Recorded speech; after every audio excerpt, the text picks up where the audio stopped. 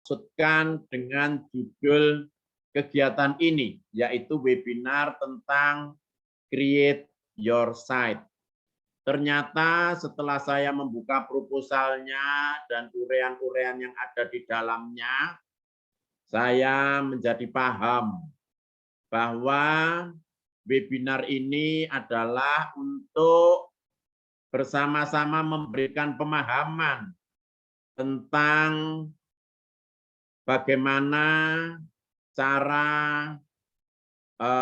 melakukan akses internet di media sosial dan sebagainya, serta kemudian bagaimana membuat website dan desain website. Itu intinya sepenangkapan saya. Melihat judul ini tentunya saya merasa sangat bergembira, yaitu bagaimana pembuatan website dan bagaimana desain website ini.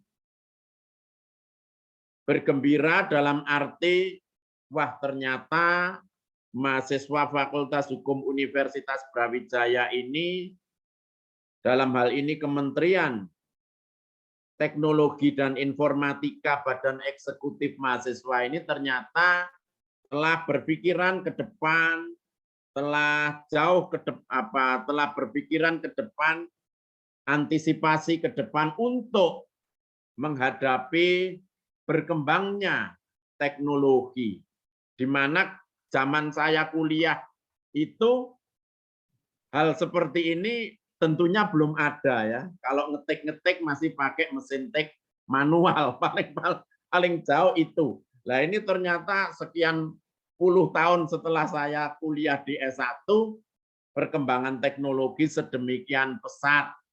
Oleh karena itu, saya berharap untuk di waktu-waktu yang akan datang, Badan Eksekutif Mahasiswa, khususnya Kementerian Teknologi dan Informatika, yang tadi di situ ada Saudara Irki, Saudara Agung Sulaksono, dan sebagainya, silahkan menyelenggarakan kegiatan-kegiatan semacam ini.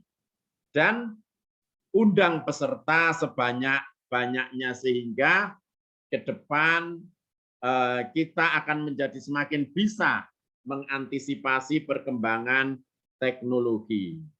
Saya merasa sangat bergembira pula ketika melihat jumlah partisipan pada kegiatan ini sangat banyak, lebih dari 170 orang. Ini tentunya berasal dari berbagai perguruan tinggi yang ada di Indonesia. Tadi ada dari mana, tadi saya lihat ada dari Universitas Hasanuddin dan sebagainya. Monggo silahkan nanti tanya kepada narasumber sedetail-detailnya. Saya berterima kasih pula kepada narasumber, yaitu ada Pak Fahron Daka dan tadi ada Ibu siapa tadi yang juga disebutkan oleh pembawa acara dan panitia. Terima kasih atas partisipasinya serta kesediaannya menjadi pembicara di kegiatan siang hari ini. Sekali lagi saya berharap agar kegiatan ini untuk waktu-waktu yang akan datang oleh Badan Eksekutif Mahasiswa ditindaklanjuti dengan kegiatan-kegiatan yang lebih istimewa. Demikian. Untuk lebih kurangnya mohon maaf, akhirnya langsung saya buka Mbak ya. Dengan ucapan Bismillahirrahmanirrahim, kegiatan webinar Create Your Site dengan ini pada hari Sabtu 23 April 2022 secara resmi saya nyatakan dibuka. Terima kasih, selamat siang. Mohon maaf apabila tadi mungkin saya ada kekurangan-kekurangannya. Wassalamualaikum warahmatullahi wabarakatuh.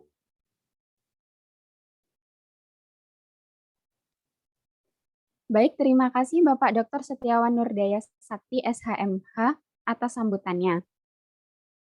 Diinformasikan untuk peserta, nanti di akhir acara akan ada pembagian hadiah bagi peserta terbaik dan teraktif. Baik teman-teman, tanpa berlama lagi kita akan masuk pada acara inti, yaitu pemaparan materi pertama oleh Pak Fahran Daka, staf Fakultas Hukum Universitas Brawijaya. Sebelum beliau menyampaikan materinya, izinkan saya untuk membacakan CV Pak Fahran. Pak Fahran merupakan staf PSIK Fakultas Hukum Universitas Brawijaya. Beliau menempuh pendidikan S1 Ilmu Komputer jurusan Matematika di Universitas Brawijaya dan S2 Sistem Komunikasi dan Informatika jurusan Teknik Elektro di Universitas Brawijaya. Beliau memiliki kemampuan ahli dalam bidang CSS, JavaScript, dan masih banyak lagi. Baik, apakah Pak Fahran sudah terhubung? Ya, Mbak, sudah, Mbak. Oke, Suara saya selamat bisa didengar ya? Fahran. Sudah terjelas, Oke. sudah terdengar jelas, Pak. Ya. Apa kabar hari ini, Pak? Alhamdulillah baik. Oke, gimana nih Pak puasanya hari ini? Masih semangat belum? Masih lancar, masih terus, belum pernah batal. Oke, siap. Kalau begitu langsung saja kita serahkan kepada Pak Fahran untuk menyampaikan materinya selama 30 menit. Baik. Waktu dan layar kami persilahkan. Baik, terima kasih. Pak Sakti mohon izin, saya mulai materinya. Ya, silahkan, monggo. Saya izin share screen dulu.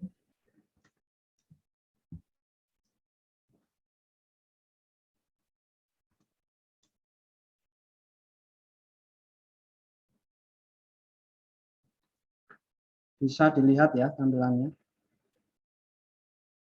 Sudah terlihat, Pak. Ya. Baik, saya mulai. Assalamualaikum warahmatullahi wabarakatuh. Selamat siang rekan-rekan mahasiswa semua. Pak Sakti, mungkin beberapa Bapak Ibu dosen yang join juga kemarin ngabari saya mau join.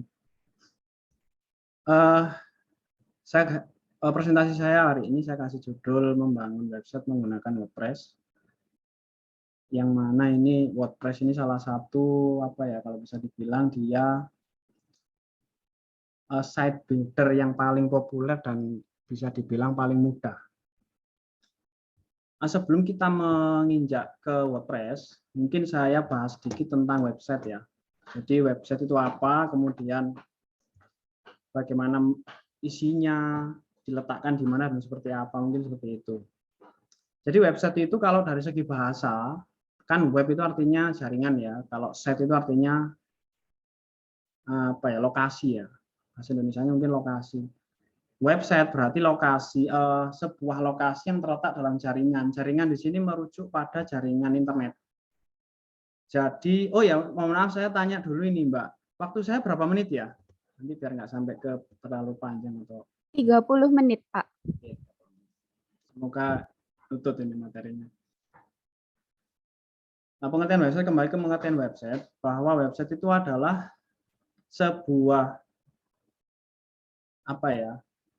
suatu halaman atau sesuatu yang terletak di sebuah lokasi dalam jaringan web atau jaringan internet. Nah, website itu sendiri terdiri dari beberapa halaman. Yang jelas pasti ada itu adalah halaman depan atau namanya kalau disebut di istilahnya itu homepage atau halaman depan. Nah, setelah halaman depan itu nanti ada beberapa halaman lain tergantung dengan keperluannya si pembuat website ini apa. E-commerce kah, atau website institusi, atau website bisnis, dan sebagainya, itu berbeda-beda untuk tiap kepentingan. Nah, sedikit cerita tentang sejarah website. Website itu dulunya itu tidak seperti website yang sekarang ini teman-teman ketahui semua ya, yang tampilannya bagus, ada gambarnya, ada videonya, suara, dan sebagainya. Terus hurufnya juga bermacam-macam, bentuknya juga bagus. Kalau dulu awal-awal website itu ya hanya seperti teks biasa saja ya, teks seperti kayak kalau tahu Microsoft Word itu ya, jadi ada teks ya seperti itu aja sederhana.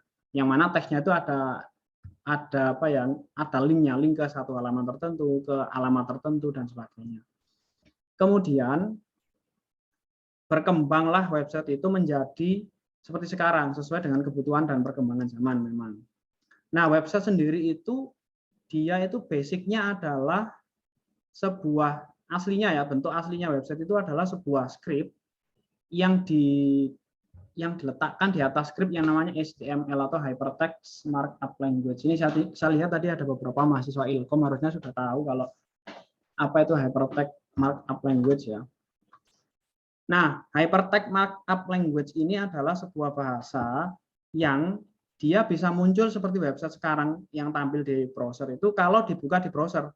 Tapi kalau dia dibukanya di misalkan aplikasi Word, aplikasi Notepad misalkan, ya dia munculnya hanya script saja, tidak bisa muncul tampil halaman yang seperti website seperti yang kita lihat semua di web browser ya. Jadi syaratnya untuk website itu bisa dilihat tampilannya bagus tidaknya, penataannya, layoutnya seperti apa itu hanya ketika kita membukanya menggunakan web browser.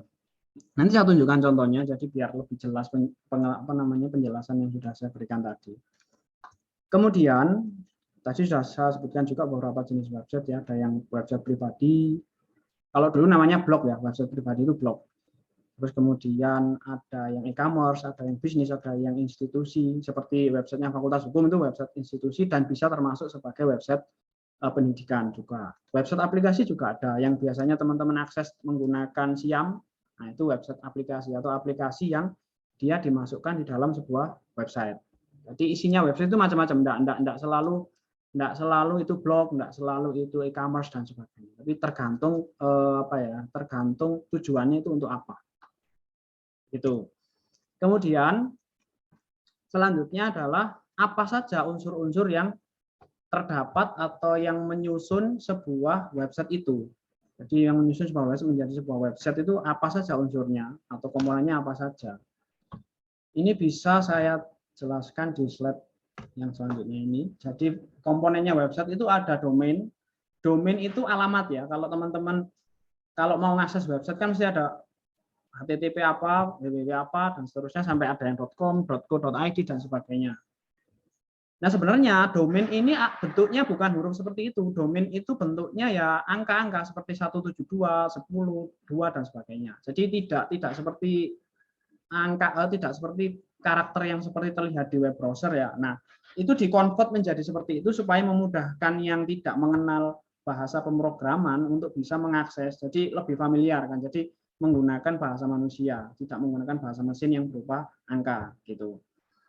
Itu domain. Kemudian hosting. Hosting ini adalah tempat atau space yang diberikan oleh penyedia jasa hosting untuk meletakkan konten. Nah, nomor 3 ini kan konten. Nah, konten ini diletakkan di mana? Di hosting ini tadi. Jadi di server tertentu gitu, di hosting. Kemudian nanti akan diletakkan di situ. Entah itu gambar, teks, video, serta mungkin ada suara dan sebagainya yang mungkin ditaruh di website itu untuk ingin ditampilkan. Selanjutnya konten sudah, terus kemudian tampilan. Nah, tampilan ini adalah bagaimana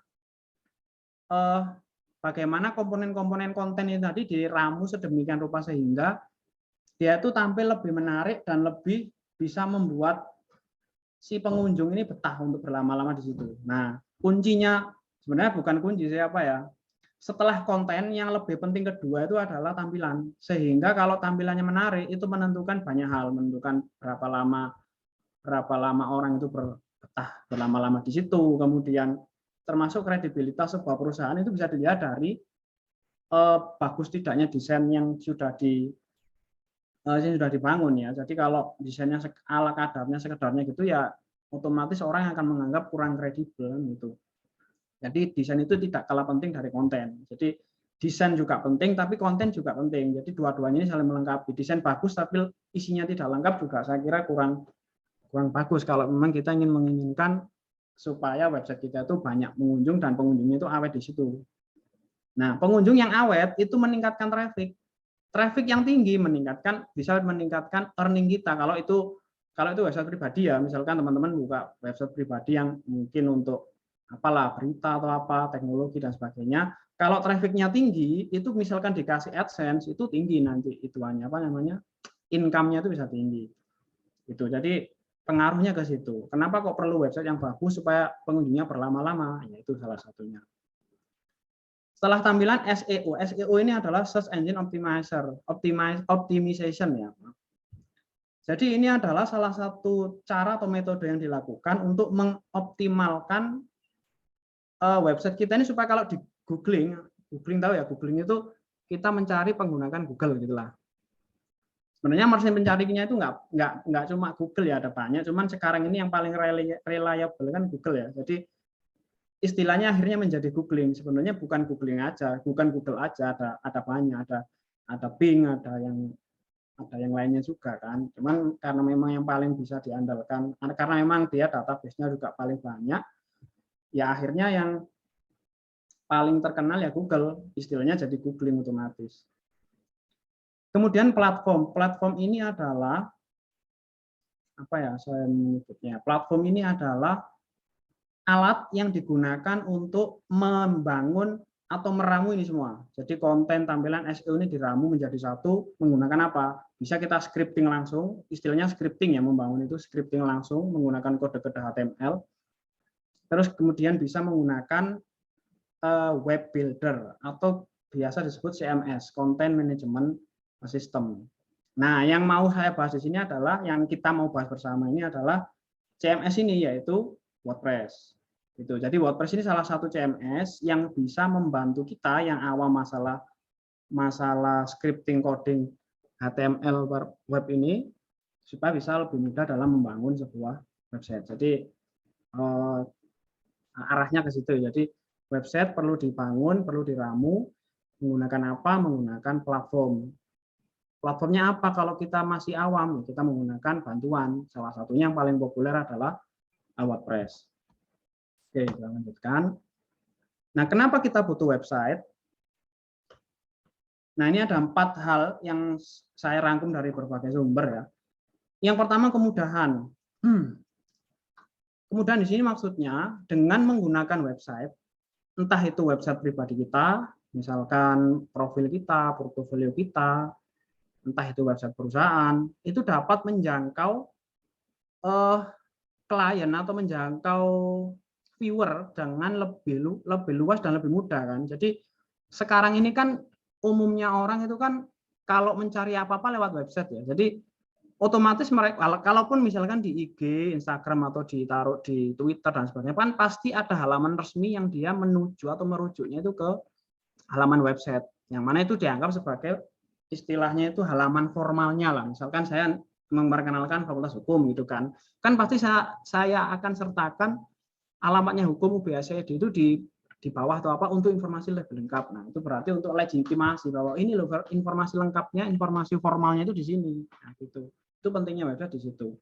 Sehingga memudahkan orang untuk mencari info. Jadi orang dari luar itu nggak perlu ke sini, nggak perlu telepon, nggak perlu misalkan WhatsApp atau email, cukup dengan melihat website. Semakin lengkap, tentunya mereka akan semakin mudah mengakses informasi yang kita sampaikan di website kita. Pertama kemudahan, kedua efisiensi. Nah, efisiensi ini adalah kalau dulu ya, ini kita bayangkan aja sebelum ada website ya, bagaimana kita memperkenalkan diri kita di khalayak ramai, di umum dan sebagainya kan melalui misalkan ya kita pesan iklan di koran, kita pasang banner yang besar di jalan, kita pesan brosur yang banyak, itu kan biaya, waktu juga dan tenaga kan untuk ke kantornya, telepon dan sebagainya. Nah, dengan website itu tidak perlu dilakukan, cukup dilakukan di rumah, pokoknya ada internet, kita punya kemampuan untuk membangun website, sudah efisien, jadi lebih efisien. Fleksibilitas yang ketiga, fleksibel ini maksudnya di mana saja, kapan saja, pakai atau menggunakan media apa saja, itu kita bisa mengakses website ini kan. Jadi walaupun malam, mungkin yang pernah transaksi keuangan gitu ya, kan itu juga menggunakan website juga. Walaupun mobile itu juga menggunakan website juga pada intinya. Nah, itu 24 jam. Jadi walaupun banknya misalkan sudah tutup, ya kita tetap mendapatkan layanan atau mendapatkan akses untuk melakukan transaksi itu. Fleksibilitas. Kemudian kredibilitas, ini yang saya jelaskan sebelumnya. Jadi kredibilitas ini ditentukan oleh sebagus apa, sebaik apa kita mengolah, menata website yang mau kita tampilkan di internet. Jadi semakin bagus, semakin tampilannya menarik, tentu orang akan semakin mudah untuk percaya kita ya. Sama kayak kita kalau berpakaian kan semakin bagus kan orang akan semakin percaya. Walaupun mungkin don't judge the book from its cover kan gitu. Tapi kan tetap cover itu juga penting, nggak bisa kalau kita nggak membuat tampilan yang bagus itu nggak. Kesan pertama itu di situ, di di halaman depan yang kita tampilkan itu. Bagus enggak? Mudah tidak? Aksesnya cepat atau tidak? Security-nya bagaimana dan sebagainya. Itu adalah menunjukkan kredibilitas kita. Nah, sekarang ini arahnya ke situ. Jadi perusahaan-perusahaan itu sudah mulai beralih, atau universitas, institusi pendidikan manapun itu sudah mulai beralih dalam melakukan promosi. Mereka sudah dihukum sendiri, saya rasakan ya. Jadi promosi-promosi itu sudah semakin gencar dilakukan di media internet. Sudah jarang cetak-cetak brosur, cetak-cetak selebaran, buklet dan sebagainya, sudah tidak sesering dulu dan semakin berkurang memang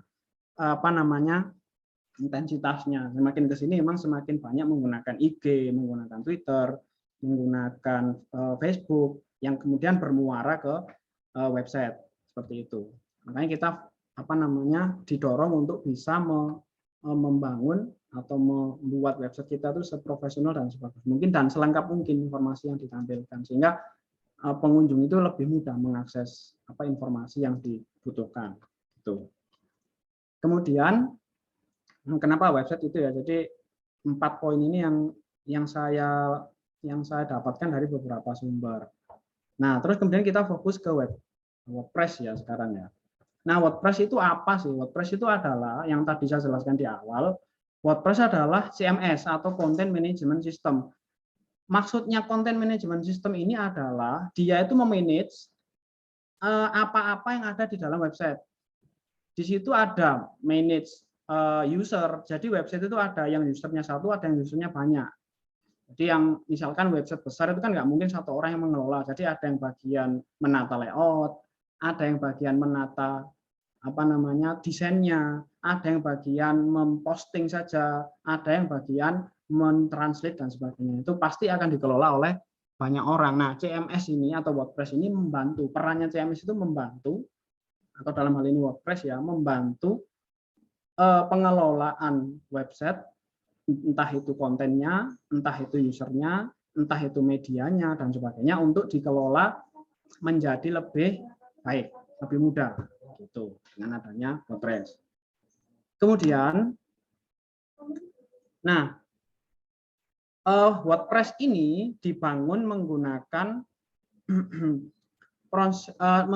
prinsip yang memudahkan user untuk membangun sebuah website tanpa, walaupun user itu tanpa pengetahuan ini ya, tanpa pengetahuan scripting atau coding sama sekali, itu bisa menggunakan WordPress ini untuk membangun website. Nah, konsep yang atau namanya kemudahan yang ditampilkan atau dimunculkan di dalam WordPress ini yang namanya WYSI, WYG, atau dalam kepanjangannya adalah what you see is what you get. Nah, nanti coba saya praktekkan ya sebentar ya. Apa itu WYSI, WYG? Sebentar. Saya stop sebentar. Saya share lagi sebentar. WYSI, WYG. Oke, sebentar. Ini share.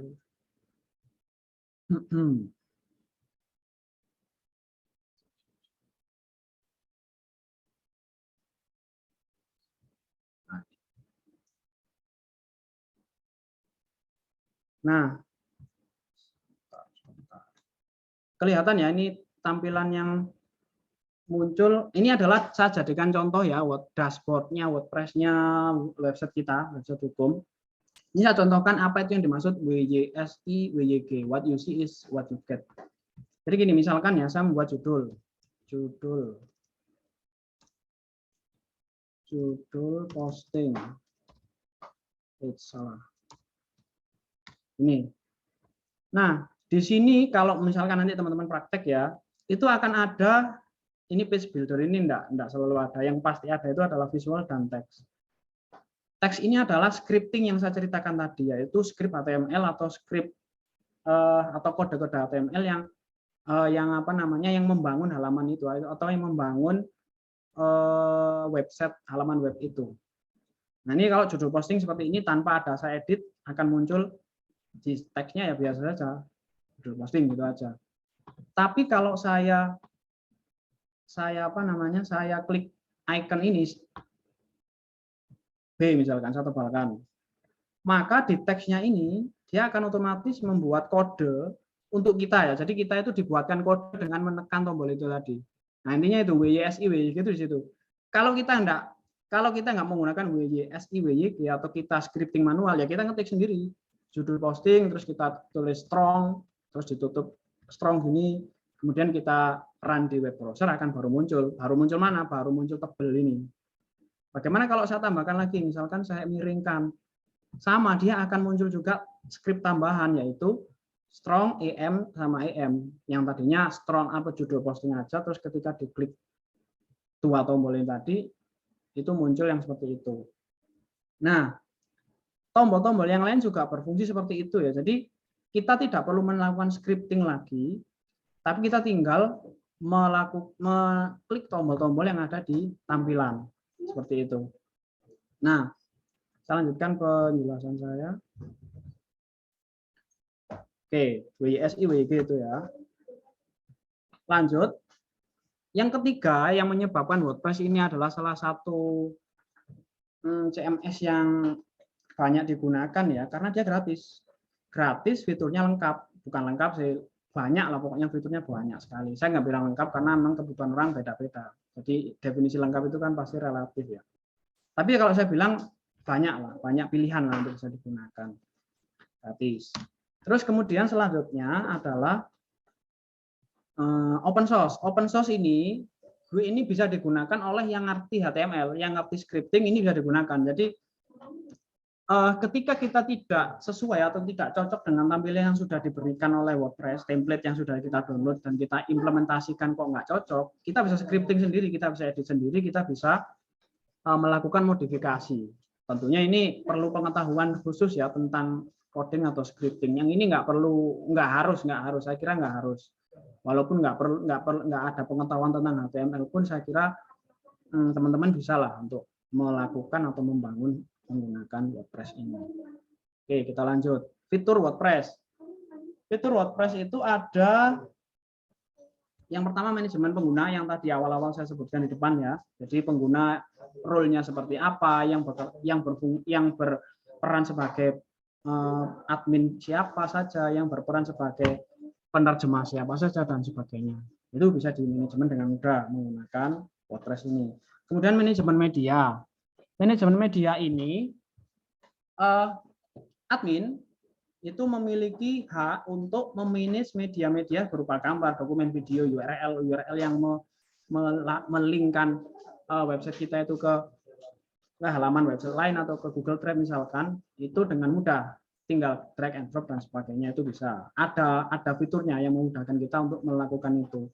Plugin juga gini. Plugin itu untuk berfungsi. Plugin ini untuk melakukan optimasi. Nah, optimasi dari website yang kita bangun, entah itu dari segi security-nya, dari segi tampilannya, dari segi fungsionalitas dan sebagainya. Ini bisa kita cari plugin-plugin tertentu di website sesuai dengan kebutuhan kita di WordPress.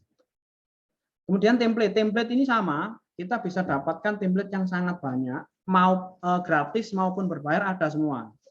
Jadi tidak perlu yang berbayar, yang gratis pun bisa kita dapatkan, yang bagus itu banyak. Asalkan telaten. Nah ini yang agak susah kan biasanya kita nggak telaten ya. Jadi ingin bagus gratis tapi nggak telaten nyarinya, akhirnya jatuhnya kita beli akhirnya. Kalau kita telaten sebenarnya ada yang sesuai kebutuhan kita itu ada. Asalkan telaten. Oh sebentar masih ketinggalan. Mobile friendly ini dia itu istilahnya responsif ya. Responsif itu dia bisa mengikuti gadget apa yang dia gunakan untuk membuka website itu. Menurut pengalaman saya itu ada beberapa template yang dia tidak responsif. Tapi semakin ke sini itu saya perhatikan website itu lebih banyak yang responsif daripada yang tidak responsif. Jadi karena memang kebutuhannya dan dia harus mengikuti. Kalau nggak seperti itu ya template-nya tidak akan laku, tidak akan ada yang menggunakan. Karena yang membuat template itu pasti juga membutuhkan untuk di-download untuk digunakan. Semakin banyak menggunakan kan dia pasti dapat reputasi juga. Itu penting juga. Makanya sekarang ini template-template yang ada itu sebagian besar ya ini responsif. Seperti itu. Nah ini mungkin yang belum pernah nyoba perlu tahu. Kalau yang sudah pernah nyoba pasti sudah tahu bahwa nanti di WordPress itu sebenarnya ada dua yang agak membingungkan ya. Jadi ada dua website yang namanya website WordPress.org sama WordPress.com. Nah, WordPress org itu apa? WordPress org itu adalah websitenya WordPress yang dia menyediakan apa ya istilahnya ya? Template-nya WordPress sendiri, bukan template tampilannya. Apa ya istilahnya? Instalasi yang untuk diinstalasi di server. Itu WordPress org. Sedangkan WordPress.com itu adalah domain yang dimiliki oleh WordPress yang disediakan untuk kita selaku pengguna untuk membangun website secara gratis di domain itu. Nah, gitu. Jadi kalau org itu penyedia, istilahnya itu masternya WordPress-nya untuk kita install di server atau di server lokal kita atau di mana yang kita mau. Sedangkan .com ini adalah domain yang menyediakan, domain dan hosting juga ya, domain yang menyediakan untuk kita misalkan mencoba lah, istilahnya gampangannya mencoba fitur-fitur WordPress itu seperti apa sih tanpa kita ribet-ribet untuk melakukan instalasi. Ya walaupun instalasinya sebenarnya juga nggak susah juga sebenarnya. Nah, beberapa perbedaan yang saya garis bawahi di sini adalah yang pertama biaya domain dan hosting. Kalau org itu karena dia ngambil dari org terus kita upload ke server kita sendiri, maka dia berbayar. Uploadnya yang berbayar, downloadnya gratis. Upload sama menyewa hosting domainnya itu yang kita harus berbayar. Jadi download dulu di .org terus kita upload ke domain hosting yang kita mau itu berbayar. Sedangkan untuk .com itu gratis. Ya kan memang kita nanti pinjam istilahnya ya, pinjam space yang dimiliki oleh WordPress.com. Sehingga karena dia bebas, namanya itu akhirannya adalah WordPress.com. Karena kita minjem istilahnya, tidak bebas seperti mau kita. Lah, sedangkan kalau nama domain yang org itu kita bebas meletakkannya di .com atau .id, .org dan sebagainya, kita bebas, lebih bebas karena memang berbayar juga ya. Hostingnya ini yang tadi ya, tempat untuk menyimpan file atau dokumen-dokumennya, kontennya website itu kalau di org ini bebas, tapi tidak sepenuhnya bebas tapi berbatas, tergantung paket yang mana yang kita pesan. Kalau kita pesan yang mahal ya otomatis banyak space-nya. Kalau pesan yang murah ya tidak banyak, sesuai dengan harga lah. Kemudian kalau yang hosting ini dia gratis, karena gratis dia terbatas, maksimal 3 GB. Seingat saya ya, saya sudah lama tidak menggunakan .com. WordPress.com maksud saya. Terus tema ini kalau di WordPress yang org kita selain bisa mendownload masternya WordPress, tapi kita juga bisa mendownload tema atau template yang ingin kita pakai di WordPress kita. Kalau di org itu nggak terbatas, terserah kita mau resource yang manapun itu ada semua. Tapi yang gratis terutama yang gratis ya, kalau yang berbayar juga ada dan tentunya lebih bagus biasanya. .com, kalau .com ini terbatas, disediakan tertentu dan ya itu saja, nggak bisa kita pilih yang semau kita. Ya kita ya terpaksa harus mau yang sudah ada di situ. Misalkan 20 ya 20 itu aja yang bisa kita pakai. Tidak bisa kita terus lantas memilih yang di luar itu tidak bisa. Plugin juga itu sama. Kalau yang org lebih banyak variasi, kalau .com-nya terbatas. SEO yang tadi ya jelaskan di depannya, search engine optimization itu. Jadi kalau menggunakan org kita bisa menggunakan plugin yang fungsinya itu untuk mengoptimalisasi website kita supaya kalau di searching itu naik ke atas, posisinya itu kalau di Google itu dia bisa naik ke atas. Jadi muncul di atas lah, gampangannya gitu. Kalau .com tidak mudah atau ya sudah bawaannya WordPress.com, jadi kita nggak bisa ngoprek lagi. Nah, yang terakhir ini mungkin yang mau bikin toko online ya, atau online store, kalau menggunakan org itu nggak bisa kita buat online store. Yang com maksud saya, yang com kita nggak bisa. Kalau org kita bisa. Ada template khusus yang memang digunakan untuk membangun website online store. Jadi kira-kira seperti itu yang membedakan antara WordPress dan .com dan org. Sama ini ya, saya ingin menambahkan satu aja, bahwa WordPress ini dulunya digunakan untuk memanage yang namanya blog. Mungkin teman-teman sudah tahu ya apa itu blog. Jadi di masa awal-awal blog itu ada, website itu tidak seperti sekarang. Website itu ya masih halaman-halaman statis yang diupdate-nya itu jarang, tidak sesering yang website sekarang ya. Kalau dulu itu website itu ya itu aja, sudah informasinya itu aja, ya sangat jarang diupdate sehingga trafiknya itu nggak tinggi, trafiknya. Tapi kalau blog, karena blog ini personal ya, tentunya orang ingin selalu atau sering-sering untuk mengupdate dia kontennya, sehingga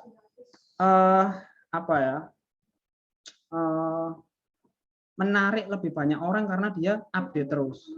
Nah, sekarang ini arahnya perkembangannya sekarang ini website itu adalah penggabungan antara website yang statis tadi dengan dinamis. Jadi di hampir semua website itu pasti ada bagian atau bagian-bagian yang itu statis, tapi ada bagian-bagian yang dia dinamis atau yang diupdate secara berkala. Saya contohkan website-website yang menggunakan WordPress ya, yang saya kira itu bagus untuk dijadikan contoh atau mungkin motivasi kalau teman-teman yang ingin mencoba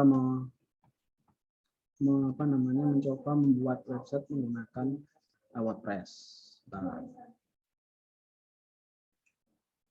Oke, ini saya pindah ke tab.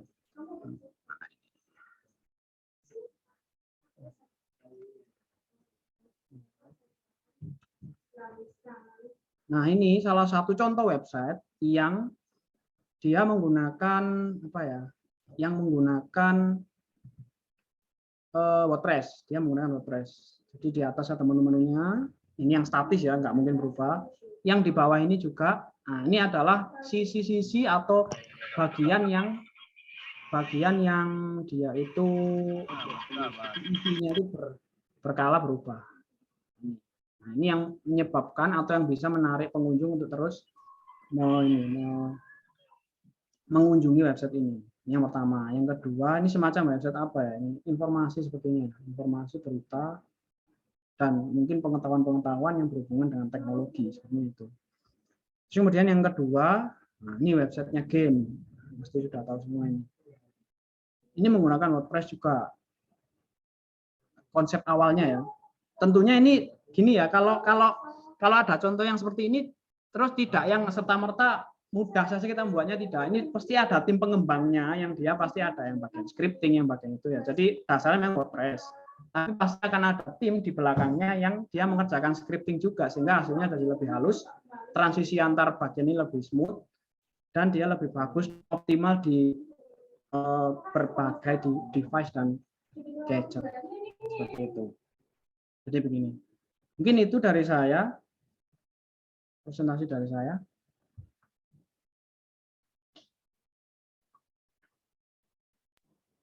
Baik, terima kasih banyak atas penyampaian materi yang sangat luar biasa dari Pak Fahron. Selanjutnya memasuki sesi tanya-jawab yang akan dipimpin oleh saya selaku moderator. Saya persilahkan kepada para peserta yang ingin mengajukan pertanyaannya, bisa menggunakan fitur raise hand atau melalui kolom chat Zoom. Baik, sudah ada yang raise hand nih. Untuk peserta yang raise hand bisa on mic untuk mengajukan pertanyaannya. Ya, selamat siang, Mbak. Selamat siang. Izin bertanya.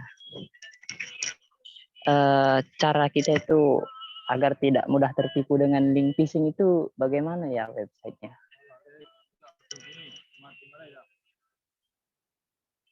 Itu pertanyaannya. Saya jawab atau gimana ini, Mbak? Apa nunggu pertanyaan penanya lagi? Untuk Pak Fahron, terserah bisa ditampung dulu atau langsung jawab juga tidak apa-apa. Oke, saya coba jawab dulu yang tidak tertipu link phishing ya, phishing atau virus atau apapun lah ya. Iya, Pak. Jadi gini, link itu ada cirinya. Ada cirinya. Memang harus ada pengalaman dulu ya kalau mau kita mendownload atau mengklik sebuah link itu harus punya pengalaman dulu supaya tahu ini phishing atau enggak. Dilihat cirinya, gini, kalau halamannya itu terlihat berantakan, tidak tertata dengan bagus dan asal tampil saja, itu besar kemungkinan dia adalah phishing. Terutama kalau yang pengalaman saya dilihat kalau tombol linknya, kalau tombol downloadnya itu berupa gambar dan itu berulang-ulang, misalkan download now, warnanya biru, di bawahnya lagi ada download now lagi, warnanya biru lagi, agak ke bawah lagi ada download now, itu sudah besar kemungkinan pasti itu pasti sudah phishing itu sudah. Kalau pengalaman saya gitu. Jadi apa namanya, cirinya yang paling mudah saya lihat itu. Jadi kelihatan tidak profesional gitu. Jadi bentuknya itu sudah kelihatan kalau itu asal nempel aja. Tujuannya untuk menjebak kita yang tidak tahu untuk klik itu, link itu tadi. Makanya ketika mencari source atau yang mau kita jadikan mungkin bahan skripsi atau bahan kuliah atau apa, itu hati-hati ketika menemui tombol-tombol yang mencurigakan seperti itu. Jadi kalau saya sih mending menggunakan link yang terpercaya saja, yang memang resmi ya. Jadi kita itu lebih agak tricky soalnya kalau kita mencari misalkan software gratisan gitu ya.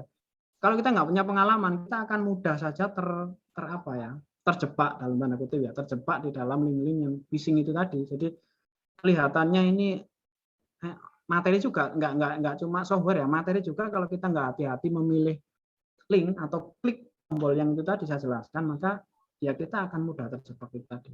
Cirinya yang paling gampang itu ya, siapa ini Mas IAIN Padang ini, saya nggak tahu namanya siapa. Jadi jangan sampai kalau ada yang seperti itu pokoknya dihindari. Pokoknya saya lihat desainnya aja. Kalau desainnya kurang bagus itu pasti udah bisa dipastikan itu bukan kurang profesional lah. Pasti itu kemungkinan besar juga phishing. Mungkin gitu ya.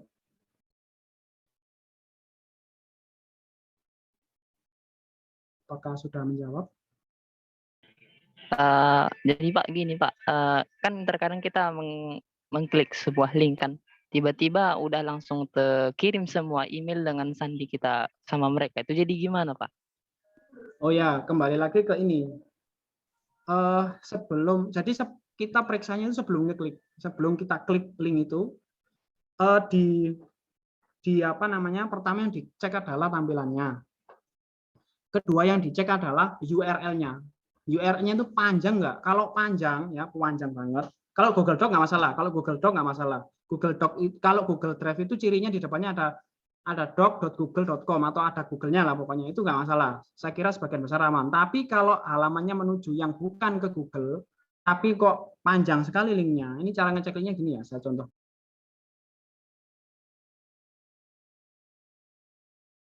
Coba saya share screen untuk cara ngecek linknya.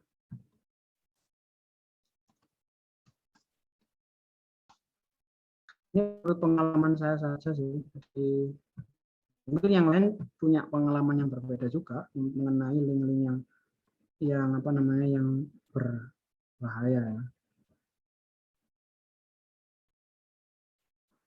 Saya tidak tahu sih yang panjang itu seperti apa ya. Kalau yang saya tunjukkan ya. Share.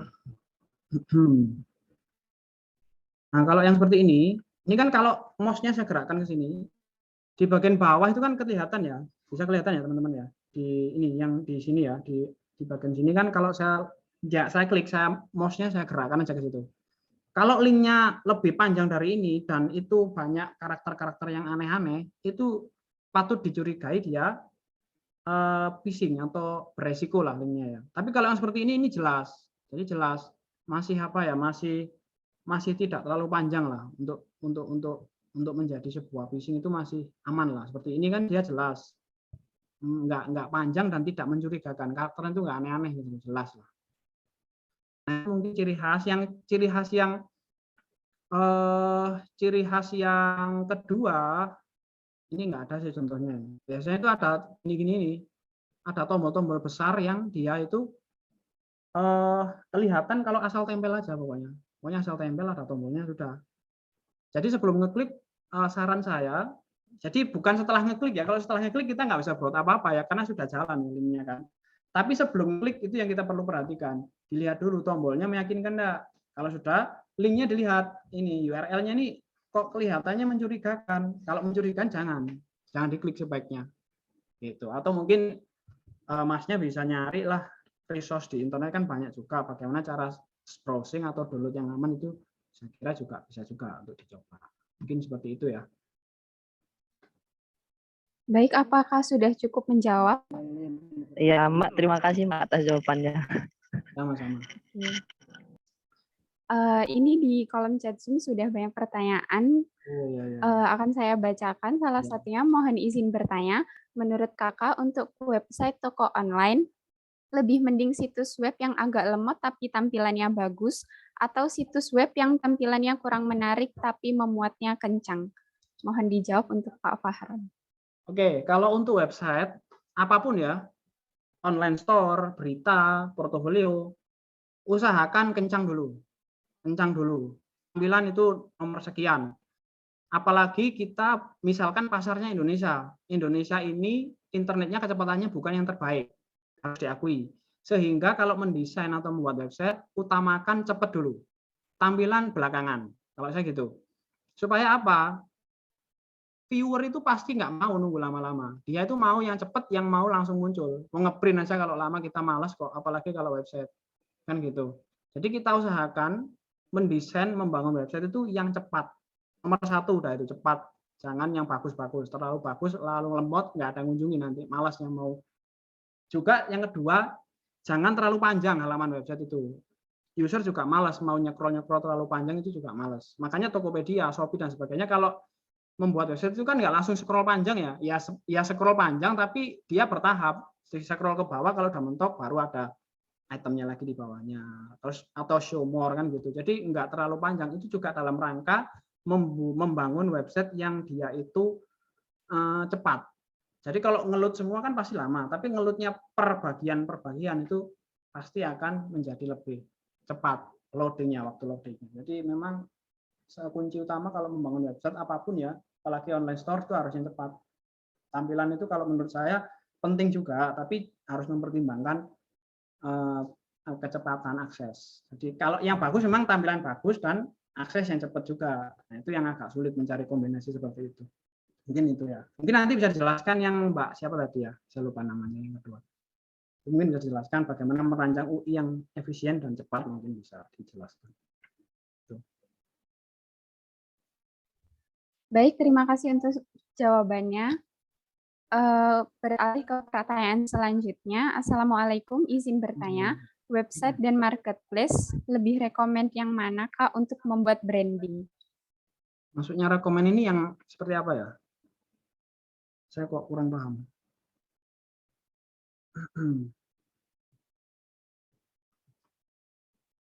Untuk penanya, apakah bisa dijelaskan maksud dari pertanyaannya mungkin yang lebih lengkap dan jelas? Halo, yang tanya tadi siapa?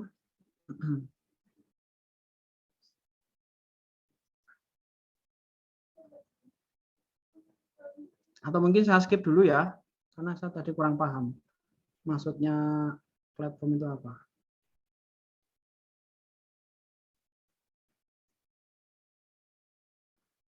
Yang selanjutnya mungkin yang ini, bagaimana cara mendapatkan tampilan menarik, ini biar yang Mbak yang kedua aja yang jelaskan. Itu mungkin bidangnya lebih tepat kalau yang beliau yang jelaskan. Terus yang selanjutnya, saya baca langsung aja ya. Apakah harus menggunakan WordPress? Untuk mendeploy-nya sebaiknya menggunakan WordPress. Karena WordPress itu dia bisa juga kita injek langsung menggunakan database ya di server.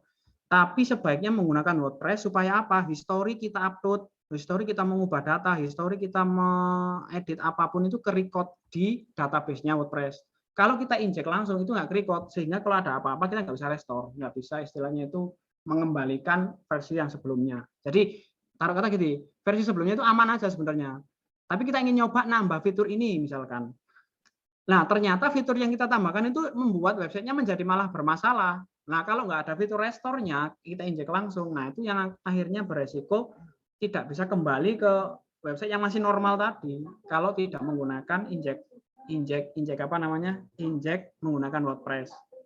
Gitu. Kecuali teman-teman punya pengetahuan sendiri yang pengetahuan yang mencukupi untuk manage database dan sebagainya dengan baik, maka saya tidak masalah. Tapi kalau yang masih awam sebaiknya dengan menggunakan WordPress ya, karena tujuannya WordPress kan itu membantu yang masih awam untuk membangun website dengan lebih bagus, dengan lebih optimal.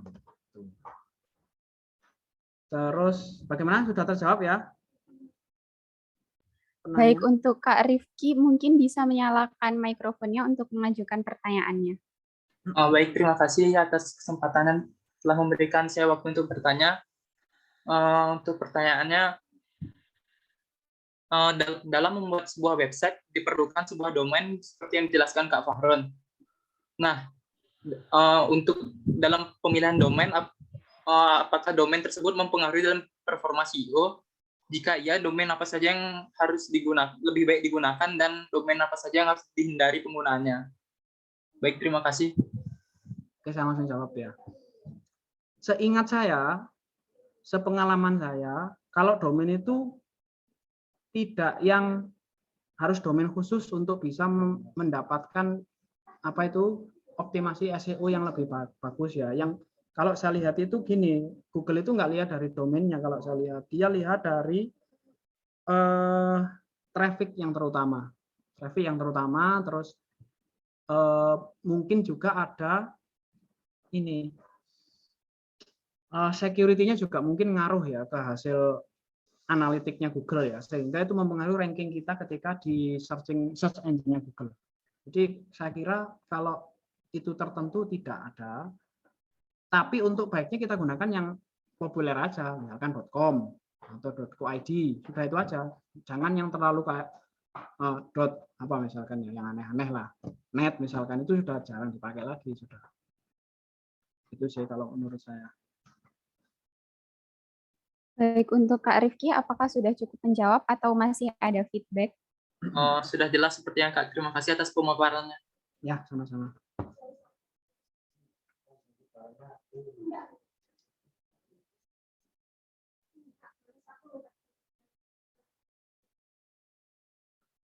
Oke, ini ada lagi yang dari Teresia ya, mengamankan web WordPress dari injek atau kerusakan data. Yang pertama, dilakukan backup berkala.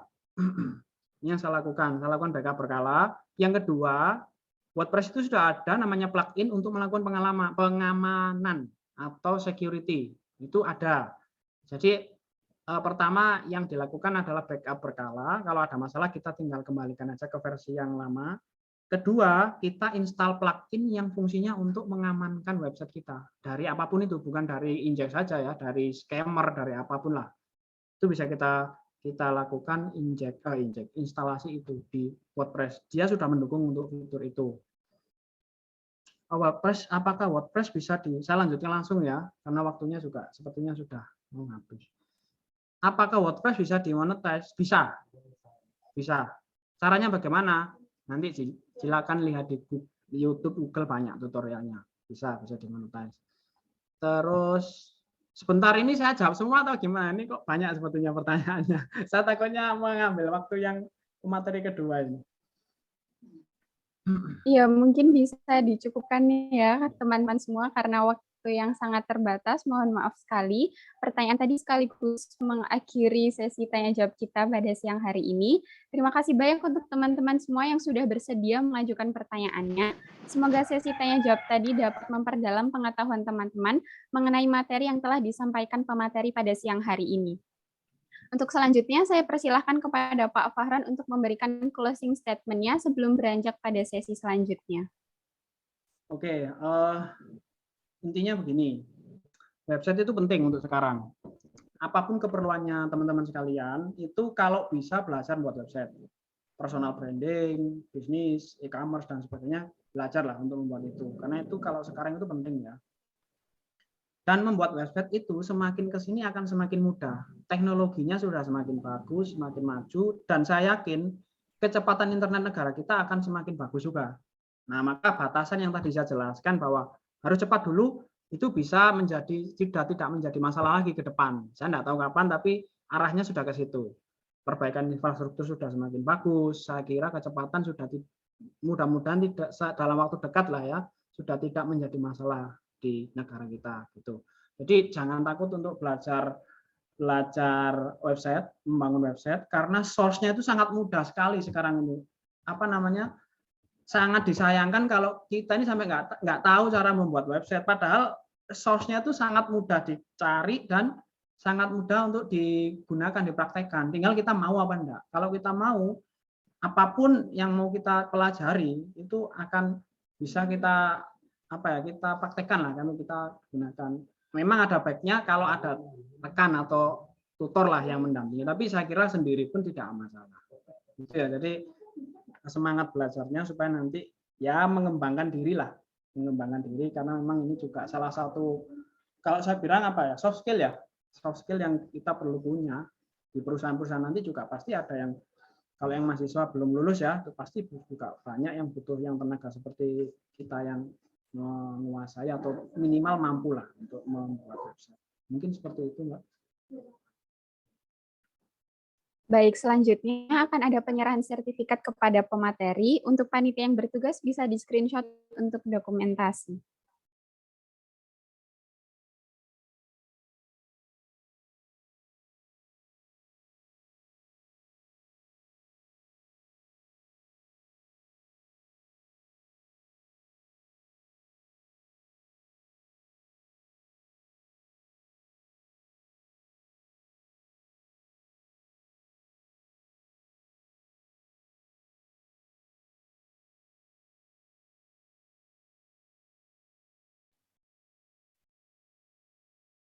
Sebelumnya, saya mewakili panitia mengucapkan terima kasih atas kesempatannya dari Pak Fahron untuk mengisi webinar pada kali ini. Semoga materi yang sudah diberikan tadi dapat bermanfaat bagi seluruh peserta Zoom pada kali ini, ya Pak ya. Mohon diterima sertifikatnya, Pak. Ya, sama-sama, Mas. Semoga kita bertemu di kesempatan lainnya, Pak ya. Terima kasih.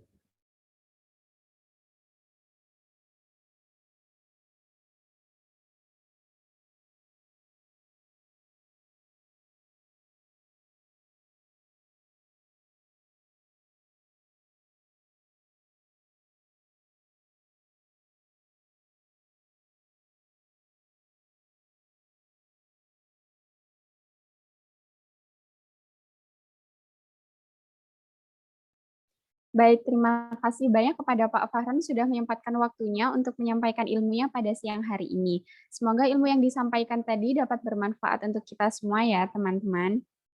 Diingatkan kembali untuk peserta, nanti di akhir acara akan ada pembagian hadiah bagi peserta terbaik dan teraktif dalam bertanya. Jadi jangan lupa bertanya ya, teman-teman. Oke, langsung aja kita akan memasuki acara selanjutnya, yaitu pemaparan materi kedua oleh Kak Tia Vita Herdiana. Halo. Sebelum beliau menyampaikan materinya, izinkan saya untuk membacakan CV Kak Vita. Kak Vita adalah spesialis desainer user interface dan user experience. Beliau menempuh pendidikan S1 Komunikasi Visual di Universitas Paramadina. Beliau juga memiliki lebih dari 6 tahun pengalaman dalam bidang UI UX, seperti product designer, design mentor, dan UI UX design specialist, dan masih banyak lagi. Baik, apakah Kak Vita sudah terhubung? Sudah. Halo. Oke, selamat siang Kak Vita. Apa kabar hari ini, Kak? Selamat siang, Alvira. Alhamdulillah baik. Selamat siang, teman-teman semua. Oke, sekarang lagi ada kesibukan apa nih, Kak? Kalau selain ngantor, aku kesibukannya ini sih, aku juga ngajar di salah satu bootcamp UI UX ya sebagai mentor. Terus ya paling itu aja sih kesibukannya. Kalau enggak leha-leha sama main-main sama kucing.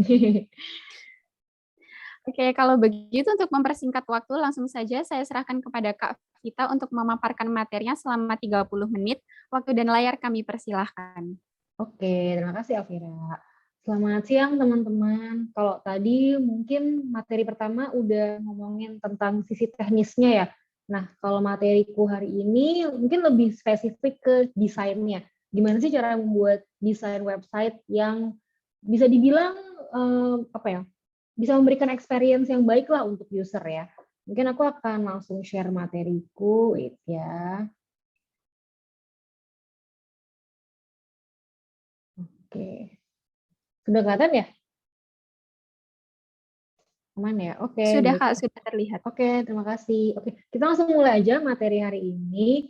Perkenalkan dulu, perkenalan lagi ya. Jadi namaku Vita, aku sekarang di Ajaib sebagai senior product designer. Mungkin buat teman-teman yang belum tahu, Ajaib itu adalah salah satu aplikasi untuk investasi ya. Di situ kamu bisa berinvestasi di saham dan reksadana sekarang. Nah, nanti kalau misalnya setelah sesi ini merasa butuh bertanya lebih lanjut atau emang pengen connect, boleh langsung chat aja nanti DM via Instagram atau bisa chat via LinkedIn. Boleh banget ya kalau mau nanya-nanya sehabis kelas ini.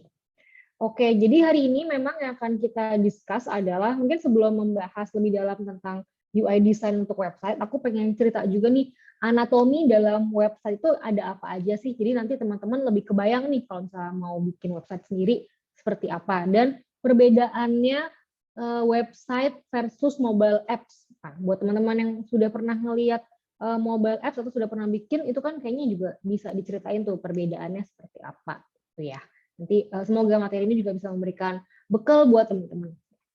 Nah, mungkin juga ada aku juga akan bikin satu giveaway. Jadi aku pernah bikin video, sebenarnya kayak video course gitu ya tentang materi yang lumayan nyambung nih tentang bikin website pakai Figma. Nah, di sini aku akan membagikan secara gratis buat 4 orang pemenang. Caranya tuh gampang banget sih. Nanti kamu boleh upload momen-momen webinar ini ke Instagram Stories, terus boleh tag Instagramku, itu namanya ada di situ ya, Muigros. Nanti silahkan di tag aja, aku akan pilih 4 pemenang yang beruntung hari ini ya. Nanti boleh di upload aja kalau emang mau berminat ya.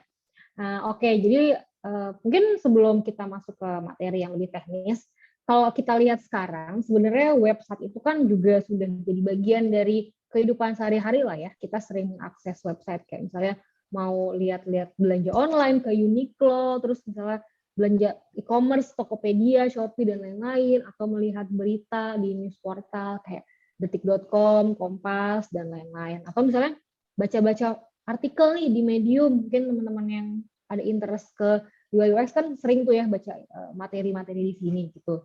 Nah, lalu selain itu juga ada nih kita bisa bikin kayak portfolio atau personal website. Terus mungkin kalau teman-teman punya bisnis bisa juga bikin yang company website, ada blog juga ya. Lalu yang sering juga dipakai buat pemilik bisnis itu ada namanya dashboard seperti ini. Jadi ya memang banyak sih macam-macamnya. Aku pengen memberikan understanding ke teman-teman kalau website itu juga beda tujuan akan berbeda nih bentuknya. Ya kan kalau dilihat kayak misalnya kalau misalnya ngomongin tentang portfolio atau personal website itu benar-benar bisa sangat eksperimental, kayak layoutnya boleh suka-suka kamu gitu. Tapi kalau misalnya ngomongin tentang e-commerce gitu ya, kayak misalnya Tokopedia atau Blibli, itu memang sudah ada pakem-pakemnya nih yang nanti tinggal si desainernya bisa menentukan tergantung kebutuhan produk itu sendiri. Jadi ya again berbeda fungsi, berbeda juga tampilannya ya.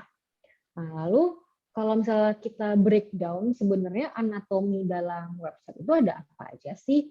Nah, ini ada contoh website untuk booking tiket traveling lah. Kamu bisa booking hotel, booking flights, dan lain-lain ya. Ini. Nah, kalau kita lihat di sini ya, bagian paling atas ya. Ada yang tahu nggak bagian paling atas itu namanya apa? Ada yang bisa jawab di sini? Kira-kira nih yang ada menu-menunya nih. Destination, hotel, flights, itu ada yang tahu nggak? Itu namanya. Oh ya, silakan yang raise hand, Rifki ya. Ya, untuk menunya itu namanya navbar, Kak. Navbar. Oke, kalau yang ini apa nih? Yang tengah. Itu namanya section hero ya. Yang ini, yang bawah nih, yang tulisan kecil. Itu apa namanya? Heading bukan ya? Heading 2. Kalau itu call to action, CTA. Ini yang kanan, yang mbak-mbaknya. Tuh kalau itu Ayo. Lupa ya? Lupa. Nggak apa-apa. Oke, thank you. Thank you banget Rifki udah mau share jawabannya. Ya, yang kanan itu ada namanya, biasanya sering disebutnya hero image ya.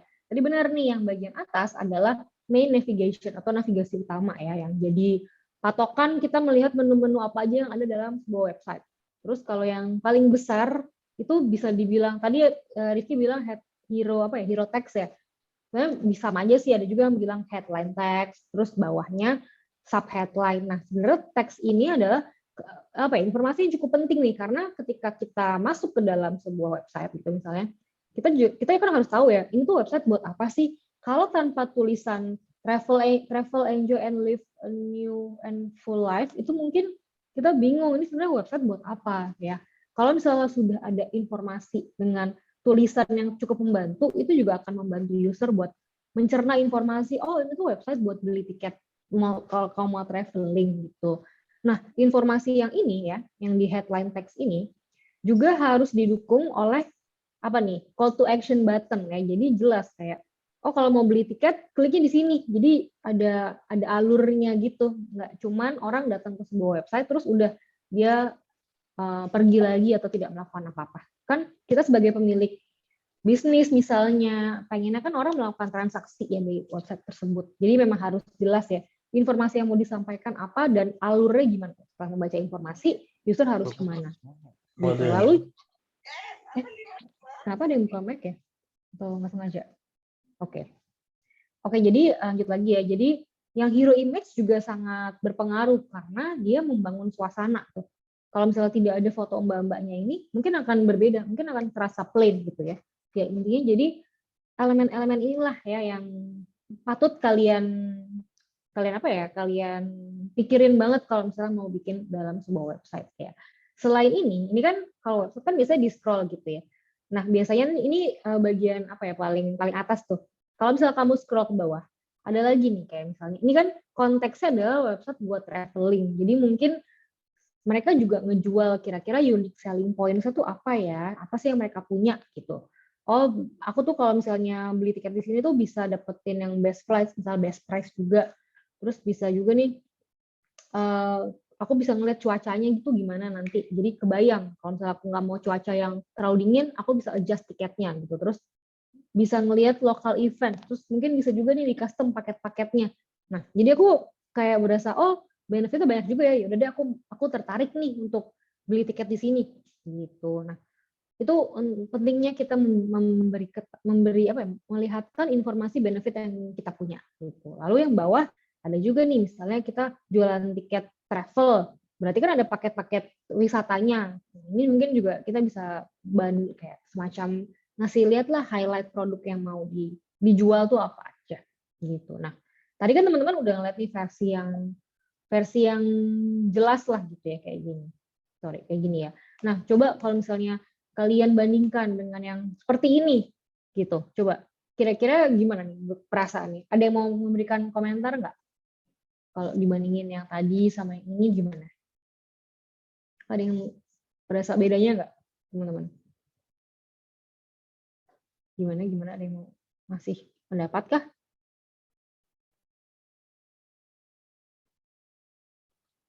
Mungkin di chat ada ya. Lebih kaku. Kurang menarik. Kenapa sih? Mungkin Muhammad Alif, kakunya tuh kenapa menurut kamu? Hai Muhammad Alif. Oke, mungkin kalau menurut umum kenapa nih kurang menarik? Oh salah, bukan umum, maaf, Edi Sumarno, maaf ya. Sorry. Oke, iya, jadi memang ada yang bilang kalau nggak ada gambar, terus terlalu simpel. Mungkin satu faktor yang bikin ini kurang menarik adalah karena ya simply informasinya kurang jelas gitu. Pertama kan nggak ada image header-nya itu ya, nggak ada image header, terus jadinya orang kurang kebeli gitu. Sama yang satu lagi tuh button-nya juga nggak ada. Mungkin orang bingung, aku habis lihat ini harus kemana. Dan yang penting juga ya, kalau di website ini tahu nggak apa ini ya? Jadi biasanya kalau kalian buka website di browser di handphone, biasanya kan ada tuh menu gitu ya, menu 3 garis gitu. Sebenarnya kalau diklik itu akan ngebuka menu yang lain gitu. Tapi kalau di website, menurut aku dan best practice-nya, mendingan dibuka aja tuh semua menunya. Jadi benar-benar kayak gini nih ya. Navigasinya benar-benar dijembrengin aja. Kenapa? Karena area dalam website itu tuh lebih besar daripada dalam mobile browser kan. Kalau mobile browser ya wajar mereka naruh menunya tuh diumpetin di dalam navigasi yang tadi. Tapi kalau misalnya di website, menurutku karena space itu masih banyak, jadi kayak better dikeluarin. Dan juga orang jadi lebih ngeh kalau oh dalam website ini tuh aku bisa ngelihat apa aja sih nih. Kelihatan kan ada destination, hotel, flights dan lain-lain. Jadi ya sebaiknya memang dijembrengin aja kalau untuk website ini. Nah, jadi mungkin teman-teman bertanya-tanya, terus kalau misalnya biar dapat inspirasi membuat website yang bagus tuh bisa ngeliat di mana sih? Kalau aku pribadi, aku suka beberapa website ini ya. Jadi nanti kalian mungkin boleh coba cari atau coba ikutin referensiku. Nah, pertama itu ada yang namanya awards ya ini. Kalian bisa lihat di sini di awards. Ini udah ganti ya screen aku ya sama browser. Udah ganti ya? Atau masih di PPT? Oke, udah ganti ya. Oke, jadi di awards ini tuh kamu bisa banyak banget website yang bagus-bagus. Bagusnya juga bukan cuma bagus yang bagus biasa aja, tapi ini memang sebenarnya kan ini kompetisi website ya.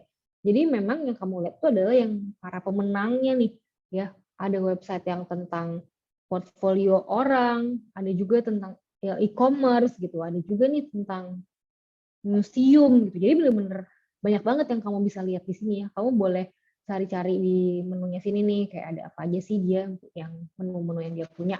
Nanti kamu bisa coba explore gitu. Karena aku sendiri kalau misalnya bikin website tapi tidak melihat referensi, jadi kurang kurang bisa eksplorasi gitu loh. Kayak misalnya aku ngeliat website ini deh. Jadi itu kayaknya portfolio pribadi ya. Nah, tapi kan aku jadi kayak terinspirasi, oh ternyata kalau website itu kalau misal aku scroll ke bawah, dia bisa loh ada interaksi-interaksinya kayak gini gitu, atau kan. Mungkin tadi aku nggak kebayang, tapi setelah melihat ini aku jadinya, wah inspired nih aku. Nah itulah pentingnya kita melihat referensi. Kalau untuk yang lain ada juga nih namanya The FWA, kamu juga bisa ngeliat-ngeliat. Di sini juga mirip-mirip sih sama awards tadi. FWA itu juga kompetisi website ya. Jadi pasti yang ada di sini tuh sudah terkurasi ya. Nanti teman-teman bisa ngeliat juga ya setelah kelas ini. Oke. Mungkin aku akan lanjut dulu. Nah, jadi itulah tadi pentingnya melihat referensi sebelum mulai bikin website. Terus sebenarnya selain di awards dan di FWA itu ada juga kamu bisa ngelihat kayak di Dribbble, mungkin udah pada aware ya, Dribbble kan juga bisa tuh kamu ngelihat contoh-contoh website gitu ya. Atau ada juga nih behance.net. Jadi di Dribbble dan Behance ini juga sebenarnya nggak hanya web aja sih, tapi sebenarnya kayak macam-macam interface yang bisa kamu lihat. Kalau misalnya pengen lihat website ya mungkin kamu coba search aja nih, misalnya kayak e-commerce gitu. Kalau misalnya pengen lihat referensinya. Yang sama di Behance juga dia ada banyak banget, ada tentang graphic design, ada UI, ada mobile app, website juga ada. Mungkin kalau misalnya kamu pengen cari website juga langsung aja bisa di search di sini. Ya nanti bisa dilihat-lihat lah kira-kira inspirasi mana sih yang kamu butuhkan. Dan bisa kamu terapkan nih ke desain-desain kamu supaya lebih lebih kaya kali ya, nggak takutnya kalau misalnya nggak lihat referensi jadinya agak kurang eksplorasinya gitu. Nah tadi kan udah nih ngomongin referensi ya. Mungkin pengen ngasih tahu nih tips-tipsnya supaya teman-teman kalau di sini mungkin ada yang nggak tahu deh apakah ada yang sudah pernah bikin desain UI UX design, ada belum pernah belum teman-teman? Atau belum pernah? Mungkin boleh direspon di chat, di kolom chat. Gimana teman-teman? Aku pengen tahu sih ada yang udah pernah. Fajar udah pernah. Ada yang udah kayak campur ya, ada yang udah pernah sama ada yang belum. Ada yang mau belajar. Oke, nice. Oke, jadi apapun state kalian, ya kita di sini sama-sama mau belajar lah ya. Jadi mudah-mudahan apa yang aku sampaikan di sini bisa membantu kalian. Nah, tips pertama menurut aku yang perlu diperhatikan itu memilih tipografi. Kenapa sih tipografi? Tipografi atau memilih fonts ya, atau ya font yang untuk tulisannya di sini. Kenapa sih penting? Karena kalau kita lihat ya dalam satu desain, misalnya nih ada layout ini nih, kayaknya 50% lebih itu tulisannya nggak sih kalau kalian lihat ya. Tulisannya kan gede terus dong. Memang lumayan mendominasi gitu. Jadi menurut aku harus diperhatikan tuh penggunaan font. Nah, mungkin buat teman-teman yang mau memulai atau belum pernah ya, aku sarankan kamu pakai fonts di Google Font. Karena pertama dia gratis, kedua legal dan gampang dipakai ya. Jadi kayak tinggal di-download aja nanti langsung ke ini di Figma. Kalau bisa kamu pakai Figma ya gitu. Jadi ini juga aku sering banget pakai font di Google Fonts ini. Terus kalau ditanya rekomendasi font apa sih? Nah, ini kalau aku pribadi, aku sering menggunakan 3 font ini. Mungkin kalau dilihat mirip-mirip ya, tapi enggak sih. Kalau kamu pakai, kalau kamu terapkan ke desain, itu akan berbeda jadinya. Nah, pertama ada Inter nih, Inter yang ini. Kedua ada Poppins. Poppins itu biasa agak bulat-bulat. Ketiga, ini ada ini dari orang Indonesia nih yang bikin ya, namanya Plus Jakarta Sans. Nah, mungkin kalau kalian aware kalau Apple tuh pakainya SF kan, San Francisco Pro. Nah, kalau sekarang kita punya nih font dari yang menjual nama kita lah, namanya Plus Jakarta Sans. Ini juga aku udah nyoba dan bagus banget sih, dia kayak clean dan enak sih, coba deh kalian bisa cobain nanti ya, Plus Jakarta Sans. Nah, selain 3 font ini ya ada lagi nggak yang bagus loh, banyak, pasti banyak sih yang bagus. Nah, supaya kalian lebih terbiasa atau lebih lebih aware dengan font mana yang bagus, font mana yang enggak, ya memang harus dilatih dengan ngebikin desainnya itu sendiri. Atau kalau kalian misalnya bingung mau pakai font yang mana, kalian bisa bikin 2 opsi desain gitu. Misalnya satu pakai Inter, yang satu lagi pakai si Roboto. Nanti kalian akan bisa bandingin tuh yang mana ya kira-kira yang masuk ke desain aku gitu. Jadi harus dilihat dulu nih, dibandingkan dulu, baru bisa kita sendiri menilai yang mana nih kira-kira yang lebih bagus gitu. Nah, kalau misalnya untuk ukuran, ini juga teman-teman banyak yang sering nanya ya, ukuran font sebenarnya tuh bervariasi ya, tapi ini mungkin bisa diambil kecenderungannya kali ya. Biasanya tuh kalau navigasi atas ya, kurang lebih sekitar 15-16 pixel gitu ya. Karena aku lebih suka yang kelipatan 4, jadi mungkin font yang ini nih aku mungkin akan push ke 16 pixel ya. Nah, lalu untuk yang header nih, headline text yang tadi paling gede, ini bikinnya 48 ya, sekitar 48. Lalu yang bawah nih, yang apa tadi sebutannya sub headline ya, untuk font yang lebih kecil dia, kalau aku sih mungkin akan pakai 20 pixel ya, karena 21 nanggung. Mungkin aku akan lebih suka 20 pixel gitu. Terus yang bawah misalnya mau ada button atau ada apa link text gitu ya, kalau diklik akan dipindahkan ke halaman lain, itu mungkin bisa 18. Tergantung fontnya sih di sini. Cuma ya kurang lebih seperti inilah. Jadi teman-teman boleh ikutin ini, kalau misalnya masih bingung mau ukuran berapa, silakan ikutin ini. Nah, kalau untuk di website, usahakan untuk teks yang kayak gini nih, misalnya body text atau apa kayak gini, usahakan tidak kurang dari 16 pixel, karena kalau kurang dari 16 pixel itu akan lumayan agak susah ngebacanya ya. Jadi kalau bisa paling kecil 16 pixel atau 14 pixel lah untuk teks-teks yang sebutannya apa sih, body text gini ya. Nah, ini juga bisa kalian contoh untuk misalnya ada banner nih, yang bawah namanya banner. Terus kalau mau ada isi body text-nya bisa nih menggunakan si 18 pixel ini. Gitu. Jadi semoga lebih kebayang ya untuk memulai bikin website desainnya. Nah, lalu tadi kan udah nih typography kan udah. Nah, yang kedua yang paling menentukan apakah website kalian itu orang mau mengakses kalian lebih lama nggak sih, itu dari headline yang menarik. Headline tuh apa sih ya? Headline tuh yang tadi tuh ketika orang buka, misalnya buka uniqlo.com ya, itu kan langsung akan kelihatan tuh satu layar. Nah, itu adalah kayak bisa dibilang headline page-nya atau landing page atau ya home page juga bisa sih. Nah, untuk bikin yang menarik, sebenarnya kamu harus tahu dulu nih tipe-tipe yang ada atau tipe-tipe desain atau tipe-tipe homepage kali ya. Jadi yang kalau misalnya kamu mau bikin website yang eksperimental nih, yang personal website yang isinya portfolio gitu, kamu bisa nih pakai yang bermain di tipografi ya. Kamu kalau ngeliat ini sangat tipografi itu sangat tidak biasa lah. Jadi kayak ada warna hitam, ada warna biru gitu. Tapi ini semua juga dibuat karena ada tujuannya lah. Tujuannya kenapa? Karena yang bikin website ini dia adalah desainer tipografi. Jadi ya dia membuat font, pantesan aja dia bikinnya juga sesuai dengan kerjaan dia lah gitu. Kalau misalnya kamu fotografer atau misalnya kamu kuat di ilustrasi, mungkin bukan tipografi, tapi ada juga nih bisa juga pakai foto ya. Foto ini pengennya sih kita nge-highlight sebuah nge-highlight sebuah website. Kan misalnya jualan produk nih, ini misalnya contoh jualan selai. Pasti yang dijual adalah si selainya itu kan. Image selainya supaya orang tuh tergiur gitu. Kalau misalnya bingung nyari foto di mana, sebenarnya banyak resource-nya. Nanti kamu bisa lihat di sini.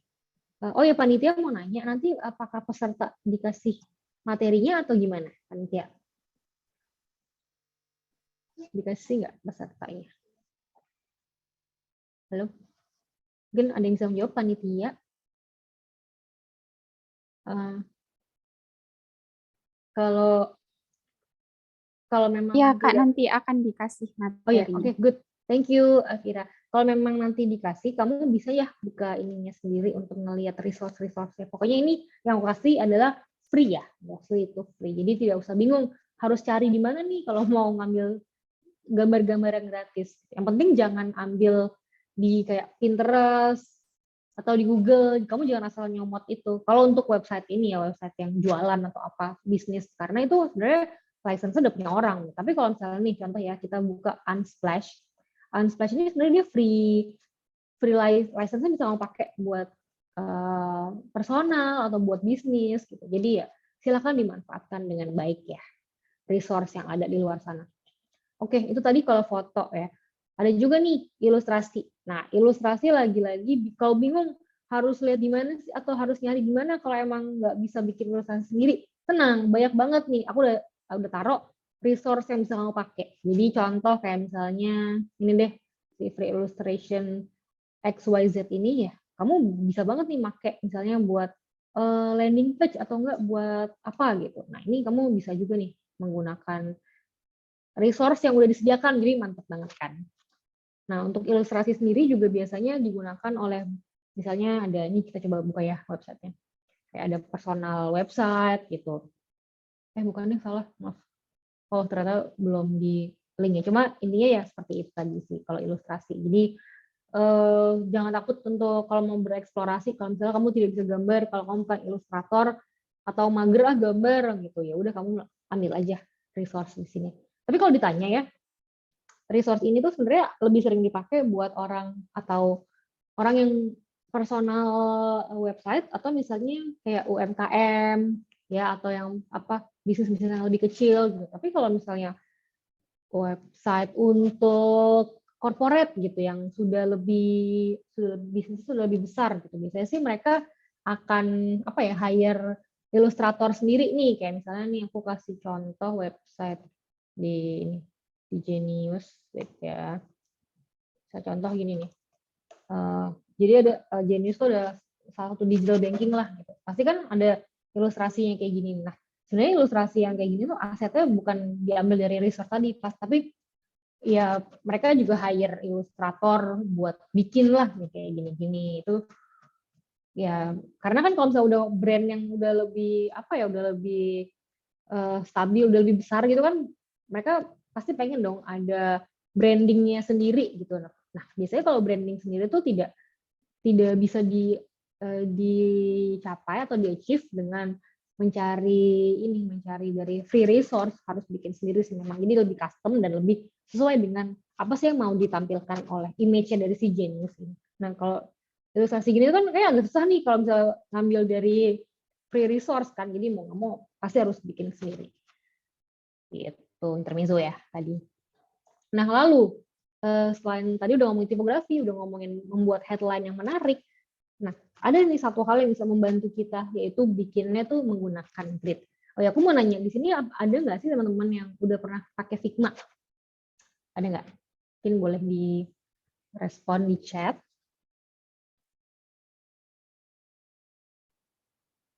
Belum, pernah sekali. Ada yang udah, ada yang belum, ya nggak apa-apa. Jadi Figma gampang banget, nanti mungkin teman-teman boleh banget cobain setelah kelas ini. Ada yang namanya grid ya. Jadi grid itu bisa membantu teman-teman untuk bikin desain tuh lebih rapi ya. Jadi grid itu adalah ya kayak garis-garis vertikal ini, bisa vertikal, ini apa sih salah? Ya vertikal bisa horizontal. Ini sih buat ngebantu kamu menyusur konten.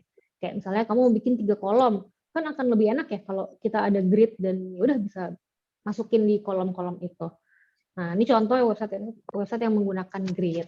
Kalau misalnya ditanya berapa sih grid untuk bikin website, sebenarnya tidak ada jawaban yang apa ya, yang saklek gitu.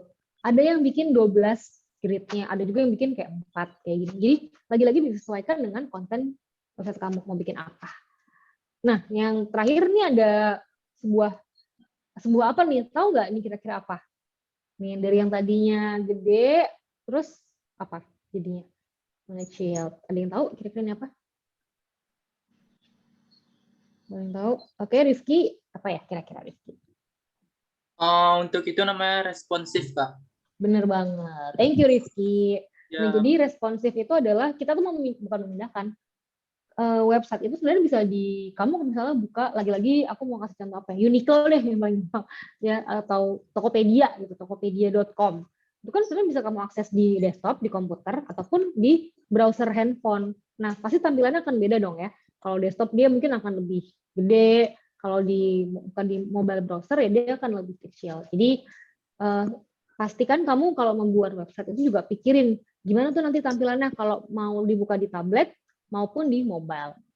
Gitu ya. Kurang lebih seperti ini sih konsepnya. Sebenarnya mirip dengan konsep kamu pindahan rumah atau pindahan kos-kosan. Misalnya yang desktop kamu tinggal di kosan 5x3. Di situ ada isinya ada 1 kasur, 2 meja, 2 lemari. Tapi ketika kamu harus pindah ke kos-kosan yang 3x2, berarti kan kamu nggak bisa ngebawa semua bendanya kan. Yang kamu bawa hanya esensial aja, kayak misalnya 1 kasur, 1 lemari, dan 1 meja untuk menempati kamar kos yang 3x2. Jadi memang harus disesuaikan, nggak bisa semuanya dimasukin ke dalam mobile itu. Terus kalau misalnya di compare, perbedaannya apa sih kalau kita ngedesain mobile app sama website? Kalau pertama pasti dari ukuran. Kalau mobile itu kan kecil dan website pasti lebih gede. Makanya tadi kalau mobile navigasinya mungkin ada ditaruh di hamburger atau di bottom navigation. Tapi kalau untuk website ya bisa dijembrengin aja. Kemudian interaksi. Nah, interaksi kalau untuk mobile app pasti tahu kan, kayak misalnya nih handphone. Kan kalau ditekan 2 kali dia akan nyala gitu ya. Soalnya mati gitu. Kalau di tap dia akan nyala. Itu namanya gestur. Sedangkan kalau website kita menggunakan yang namanya kursor. Jadi ada yang namanya tuh hover. Kalau kursor kamu ada di satu tulisan, mungkin dia akan keganti apa ya, berubah style, berubah warnanya gitu. Itu namanya kursor. Kalau di mobile kita bisa double tap, bisa swipe, bisa pinch gitu kan. Tapi kalau di website itu memang lebih menggunakan si kursor itu tadi. Lalu kalau untuk kontennya sendiri ya, karena website itu lebih besar, jadi dia bisa menggunakan kolomnya itu bisa banyak. Kayak tadi ada 12 kolom, 4 kolom gitu. Tapi untuk mobile dia karena lebih sempit ya, jadi dia pakainya scroll. Makanya sudah sangat dimaklumi banget sih kalau mobile apps itu banyak scrollnya. Itu sih yang membedakan. Nah, karena sebenarnya materiku sudah habis, nah jadi aku pengen coba memberikan review juga ya, supaya teman-teman juga bisa belajar nih kayak, oh ada nih websitenya teman-teman dari BMFH-nya UD, itu seperti apa sih gitu. Tapi aku mau sama panitia sih, ini better Q&A dulu atau mau nge-review websitenya panitia? Gimana nih?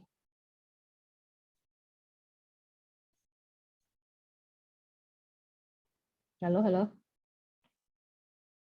Akan nge-review website dulu apa Q&A dulu panitia? Review websitenya dulu aja, Kak. Oh boleh, oke. Aku coba review ya. Ini review jujur-jujuran ya teman-teman. Ya, Kak, silahkan. Supaya dapat learning saya juga, supaya mungkin ya bisa dapat masukannya juga. Oke, jadi ini udah kelihatan kan ya screen aku. Ini ada websitenya teman-teman dari BEM Fakultas Hukum Universitas Brawijaya ya. Nah, kalau kita lihat di sini, kemarin aku sempat nanya nih sama teman-teman panitia, ini buat apa sih websitenya? Sebenarnya untuk memperlihatkan kalau BMFH ini merupakan komunitas yang sangat beneficial lah buat mahasiswa lain kalau misalnya mau join. Ini correct me if I'm wrong ya, tapi yang aku tangkap seperti itu. Nah, ketika aku melihat website ini, aku melihatnya tuh kayak ini nggak ada rasa mahasiswa sama sekali gitu. Lumayan kaku, bisa dibilang pertama kaku ya. Mungkin kaku karena nggak kelihatan mahasiswanya. Padahal kan ini kayak BEM itu kalau yang aku lihat kan lebih kayak komunitas gitu ya dalam kampus. Nah, itu pertama. Kedua, tampilannya juga terlihat kurang modern gitu. Padahal kan kalau kita lihat, kalian pengen kan meng-attract para teman-teman mahasiswa yang mungkin usianya masih muda, dan ya yang mereka suka adalah desain-desain yang lebih modern gitu. Nah, kalau saran aku mungkin bisa ditambahin foto-foto kegiatan kalian tuh, bisa nih kalian taruh sini. Pertama foto-foto kegiatan kalian, lalu yang kedua warna juga ya. Ini mungkin kalian dari kampusnya warnanya memang ini ya, warnanya marun gitu ya, marun kuning. Mungkin nggak apa-apa, tetap pertahankan warna marun kuningnya, tapi agak dikurangin porsinya kali ya. Jadi nggak semua tulisan harus warna orange juga kok gitu. Kalian bisa juga mungkin menggunakan warna yang lebih netral kayak ya hitam gitu. Jadi lebih apa ya, lebih netral, tidak terlalu marun dan orange banget nih. Gitu. Sama mungkin apa gitu, kan udah foto, terus penggunaan warna, sama apa ya, gaya bahasanya juga lebih anak muda kali ya. Kalau aku lihat sih gitu. Terus, nah di sini kan kalian juga ada apa sih ini sebutannya, kayak filosofi logo ya. Filosofi logo juga sebenarnya bagus-bagus aja sih. Tapi again secara warna agak apa ya bahasanya, merah, penggunaan merah ini tuh kadang agak memberikan kesan bahwa ini tuh agak tua gitu loh. Ya kan, padahal kan kalian lagi-lagi anak muda yang umurnya aku yakin jauh di bawah aku gitu kan. Jadi aku aja ngeliat ini kayak berasa tua banget nih, kurang ada semangat anak mudanya sih. Gitu. Jadi mudah-mudahan bisa membantu ya teman-teman BEM FH Brawijaya. Oke, nanti kalau ada yang mau ditanyain setelah ini juga boleh kok. Oke, itu aja sih paling kalau dari aku. Wah, keren banget ya teman-teman, materi yang udah disampaikan Kak Vita tadi juga banyak banget resource yang udah dikasih. Mungkin setelah ini teman-teman bisa praktek langsung ya. Terima kasih banyak atas penyampaian materi yang sangat luar biasa dari Kak Vita, dan terima kasih juga atas saran yang sudah diberikan untuk website Badan Eksekutif Mahasiswa Fakultas Hukum Universitas Brawijaya. Selanjutnya memasuki sesi tanya jawab yang akan dipimpin oleh saya selaku moderator. Saya persilahkan kepada para peserta yang ingin mengajukan pertanyaannya bisa menggunakan fitur raise hand atau melalui kolom chat Zoom. Nah, ini sudah ada yang raise hand untuk mengajukan pertanyaannya, bisa langsung on mic aja.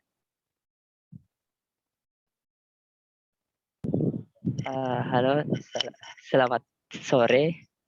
Sore. Ini Kak, izin bertanya, tapi mungkin agak aneh juga ya.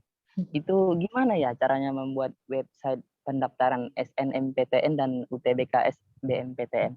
Dan itu minimal safek komputer kita, device komputer itu untuk buat website itu berapa ya kalau boleh tahu? Terima kasih.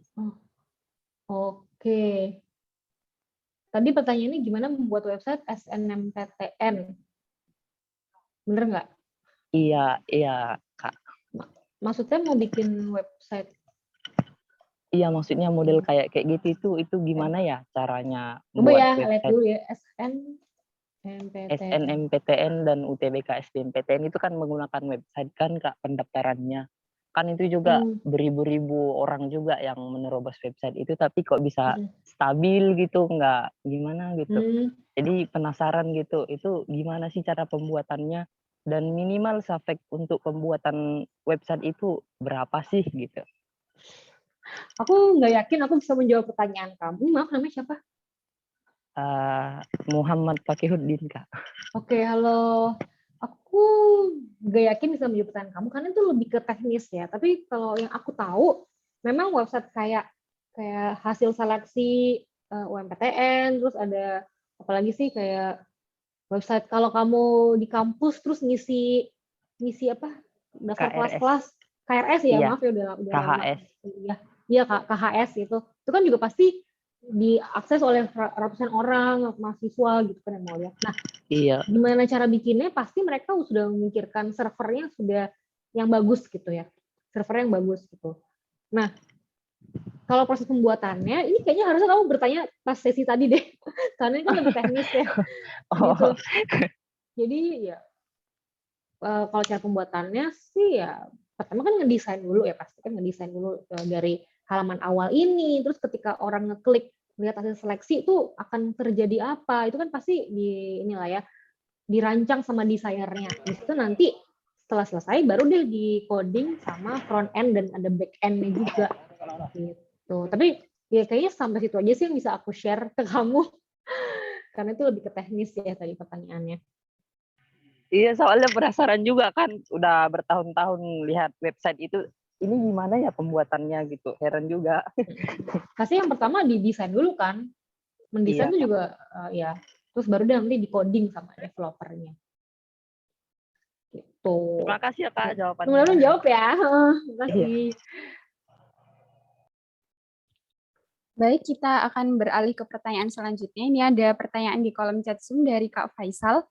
Perkenalkan, saya Faisal Freelance. Saya mau bertanya bagaimana hubungan pembuatan website dan penggunaan kata-kata yang SEO friendly, walaupun merupakan jasa yang terpisah, bukankah seharusnya antara masing-masing memiliki konten yang seharusnya berhubungan, misal antara kata-kata dengan poster websitenya, apakah harus saling menyesuaikan? Terima kasih.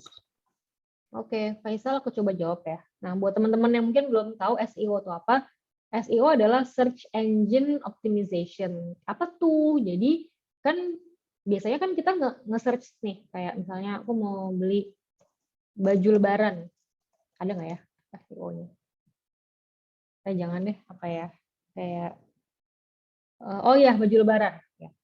Nah, mungkin aku akan ngelihat daftar website yang disarankan sama Google yang atas kan. Kayak misalnya, wah ternyata di Zalora ada nih baju lebaran. Sorry, aku belum share screen, maaf. Aku share screen ya. Sorry. Maaf. Ulang. Ya udah ceritaku googling baju lebaran nih, kan mau lebaran. Nah, biasanya kan aku akan melihat, oh apa ya kira-kira menarik. Oh, ada nih Zalora. Zalora ada baju lebaran nih. Tuh. Kok bisa ya Zalora? Kan tahu kan Zalora kan pasti banyak banget ininya. Banyak apa ya, isinya tuh banyak. Kamu bisa beli baju macam-macam, nggak hanya baju lebaran kan, ada baju kerja, baju olahraga, ada sepatu dan lain-lain gitu. Nah, kenapa ya kok bisa kita nge-search baju lebaran? Karena itu memang dari kontennya ya, mereka nih menampilkan, nih konten di sini nih, kalau kalian lihatnya di bawah, mereka tuh menyediakan satu tempat buat menyimpan atau menampilkan keyword-keyword yang kira-kira tuh akan apa ya, akan dicari sama orang. Misalnya kalau sekarang momen lebaran, pasti SEO-nya tuh udah di set nih. Ya udah keywordnya apa nih, lebaran, terus misalnya Ramadan, berbuka, Idul Fitri gitu. Nah, kalau pertanyaan Faisal tadi, konten dan desain jalan berbarengan, bener banget. Jadi mungkin yang masukin kata-kata ini ya, copywriting ini ya, Faisal sebenarnya bukan desainer, tapi kan itu memang sudah dari kontennya ya. Jadi pasti kalau mau website kamu SEO friendly, kamu harus mikirin dulu nih, kira-kira keyword apa yang mau kamu jual. Aku nggak tahu Faisal kamu lagi bikin website apa, tapi kalau misalnya kamu bikin yang semacam e-commerce gini, ya berarti keywordnya harus tadi tuh kayak misalnya, oh Lebaran atau Ramadan, Idul Fitri. Kayak gitu sih Faisal. Semoga bisa menjawab ya. Baik, untuk Kak Faisal, apakah sudah cukup menjawab atau masih ada feedback? Oke, baik. Jika tidak ada, kita akan lanjut ke pertanyaan selanjutnya. Dari Kak Gagastama, mohon izin bertanya, Kak, menurut Kakak, manakah yang lebih sulit membuat desain UI UX untuk aplikasi seluler atau untuk situs web? Apa saja tantangan yang lebih sulit dari masing-masingnya? Ditanya yang lebih sulit mana? Menurut aku, karena biasanya mobile app atau aplikasi seluler itu tuh dia apa ya, flow-nya atau halaman-halaman tuh bisa lebih banyak daripada website. Jadi kalau secara UX atau secara experience lebih challenging yang bikin mobile apps gitu. Tapi kalau misalnya untuk desain ya sebenarnya sama-sama aja sih, karena kan kalau mobile apps mungkin dia bisa dibilang ya, kalau misalnya bikin mobile apps mungkin dia nggak terlalu banyak desain yang kita ulik kali. Tapi kalau website itu kan banyak faktor, kayak ada elemen ilustrasi, terus tipografinya kan juga bisa lebih bervariasi gitu. Aku akan bilang kalau untuk desain UI lebih menyenangkan bikin website kalau aku ya. Tapi kalau UX mungkin lebih challenging yang mobile apps. Kalau menurut pengalaman aku sih gitu ya.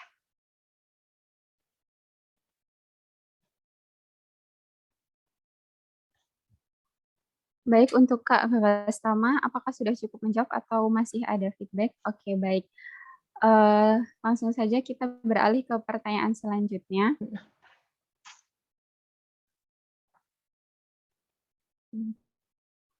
Gimana nih?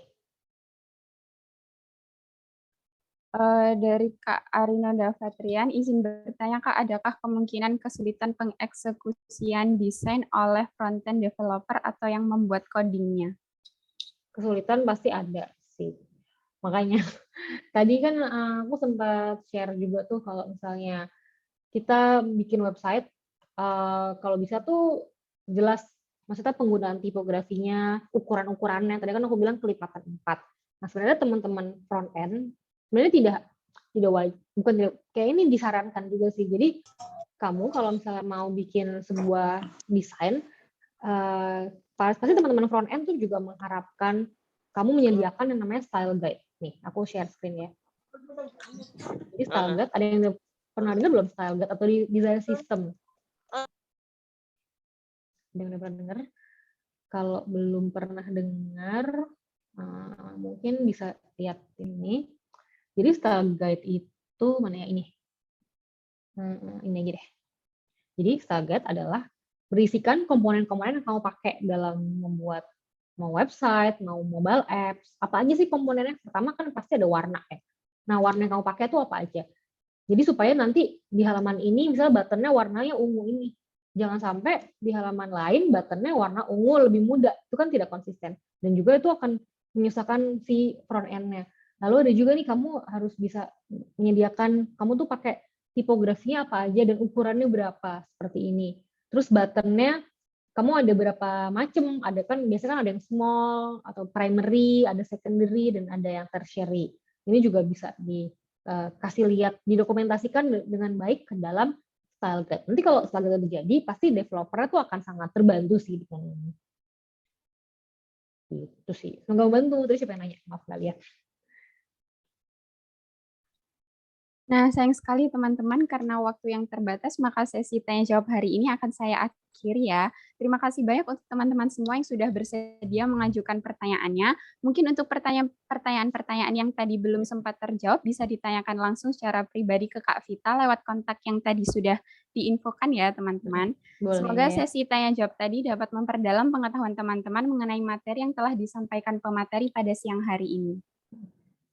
Terima kasih. Untuk akan ada penyerahan sertifikat dari Menteri Teknologi Komunikasi dan Informatika Badan Eksekutif Mahasiswa Fakultas Hukum Universitas Brawijaya, Kak Muhammad Arsyad, kepada pemateri kita Kak Tia Vita Herdiana. Untuk panitia yang bertugas bisa di screenshot untuk dokumentasi. Baik, sebelumnya saya ucapkan terima kasih kepada Kak Vita udah mau meluangkan waktunya mengisi materi di acara webinar kita. Berikut Kak, kami serahkan sertifikat penghargaan buat Kak Vita sebagai pemateri hari ini. Mohon berkenan diterima ya Kak. Baik. Gimana nih nerimanya? Terima secara digital ya. Oke. Betul Kak. Terima kasih teman-teman.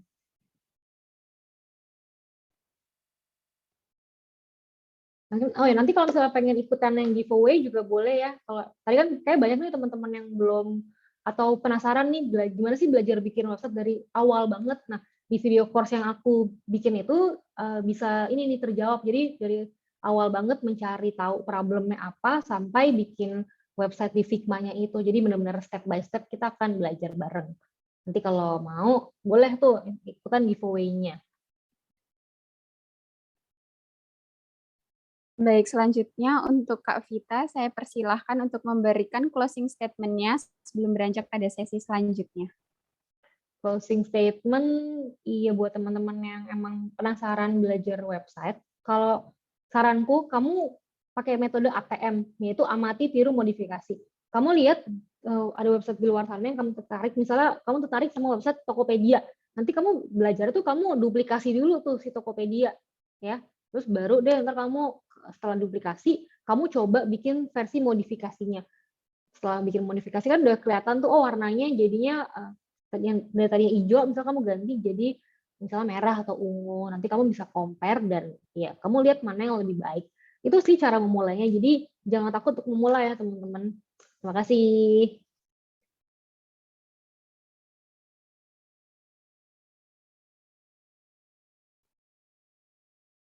Baik, terima kasih kepada Kak Vita yang sudah menyempatkan waktunya pada siang hari ini untuk menyampaikan materinya. Semoga semua materi dan ilmu yang disampaikan Kak Vita tadi dapat bermanfaat untuk kita semua ya, teman-teman.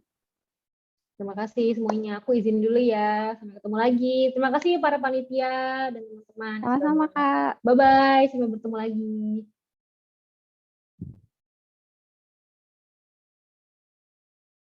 Oke, selanjutnya akan diadakan sesi foto untuk dokumentasi yang akan dipandu oleh saya selaku MC. Untuk teman-teman yang tidak berhalangan on-cam, dimohon untuk on-cam ya.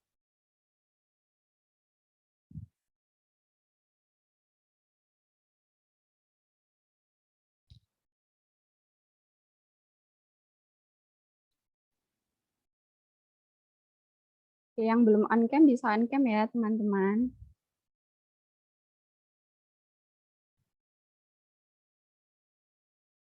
Oke deh, aku hitung ya. 1, 2, 3.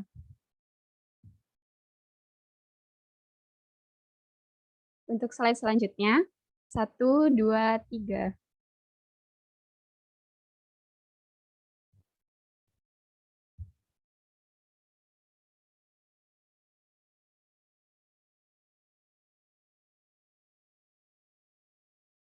Nah, seperti yang tadi sudah saya informasikan sebelumnya, maka sebelum menyudahi acara ini akan ada pembagian hadiah untuk peserta terbaik dan teraktif selama mengikuti webinar ini.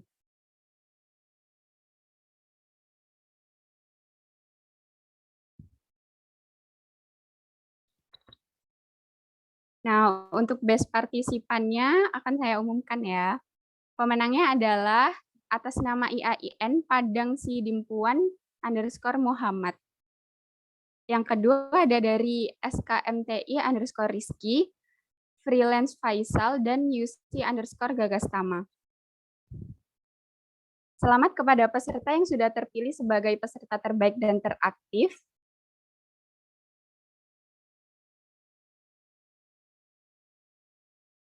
Untuk selanjutnya mungkin bisa menghubungi kontak ke panitia yang sudah tertera di kolom chat Zoom ya teman-teman. Dan bagi peserta yang belum beruntung jangan berkecil hati ya. Semoga di lain kesempatan kita bisa bertemu lagi. Diingatkan kembali untuk peserta jangan lupa mengisi link presensi yang sudah tertera di kolom chat Zoom.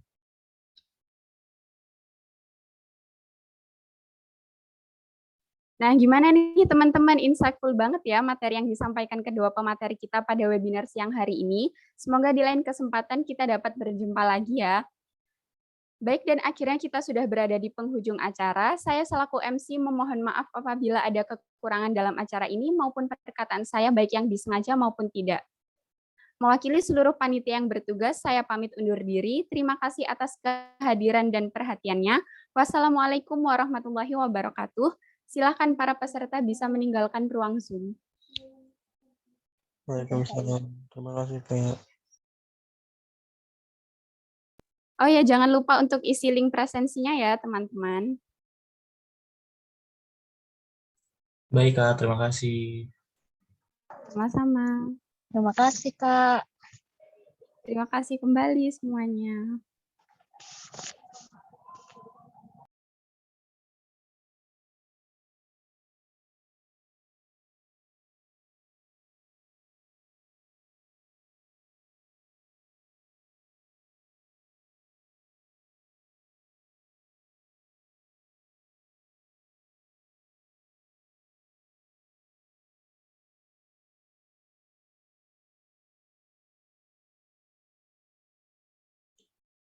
Terima kasih ya, Kak.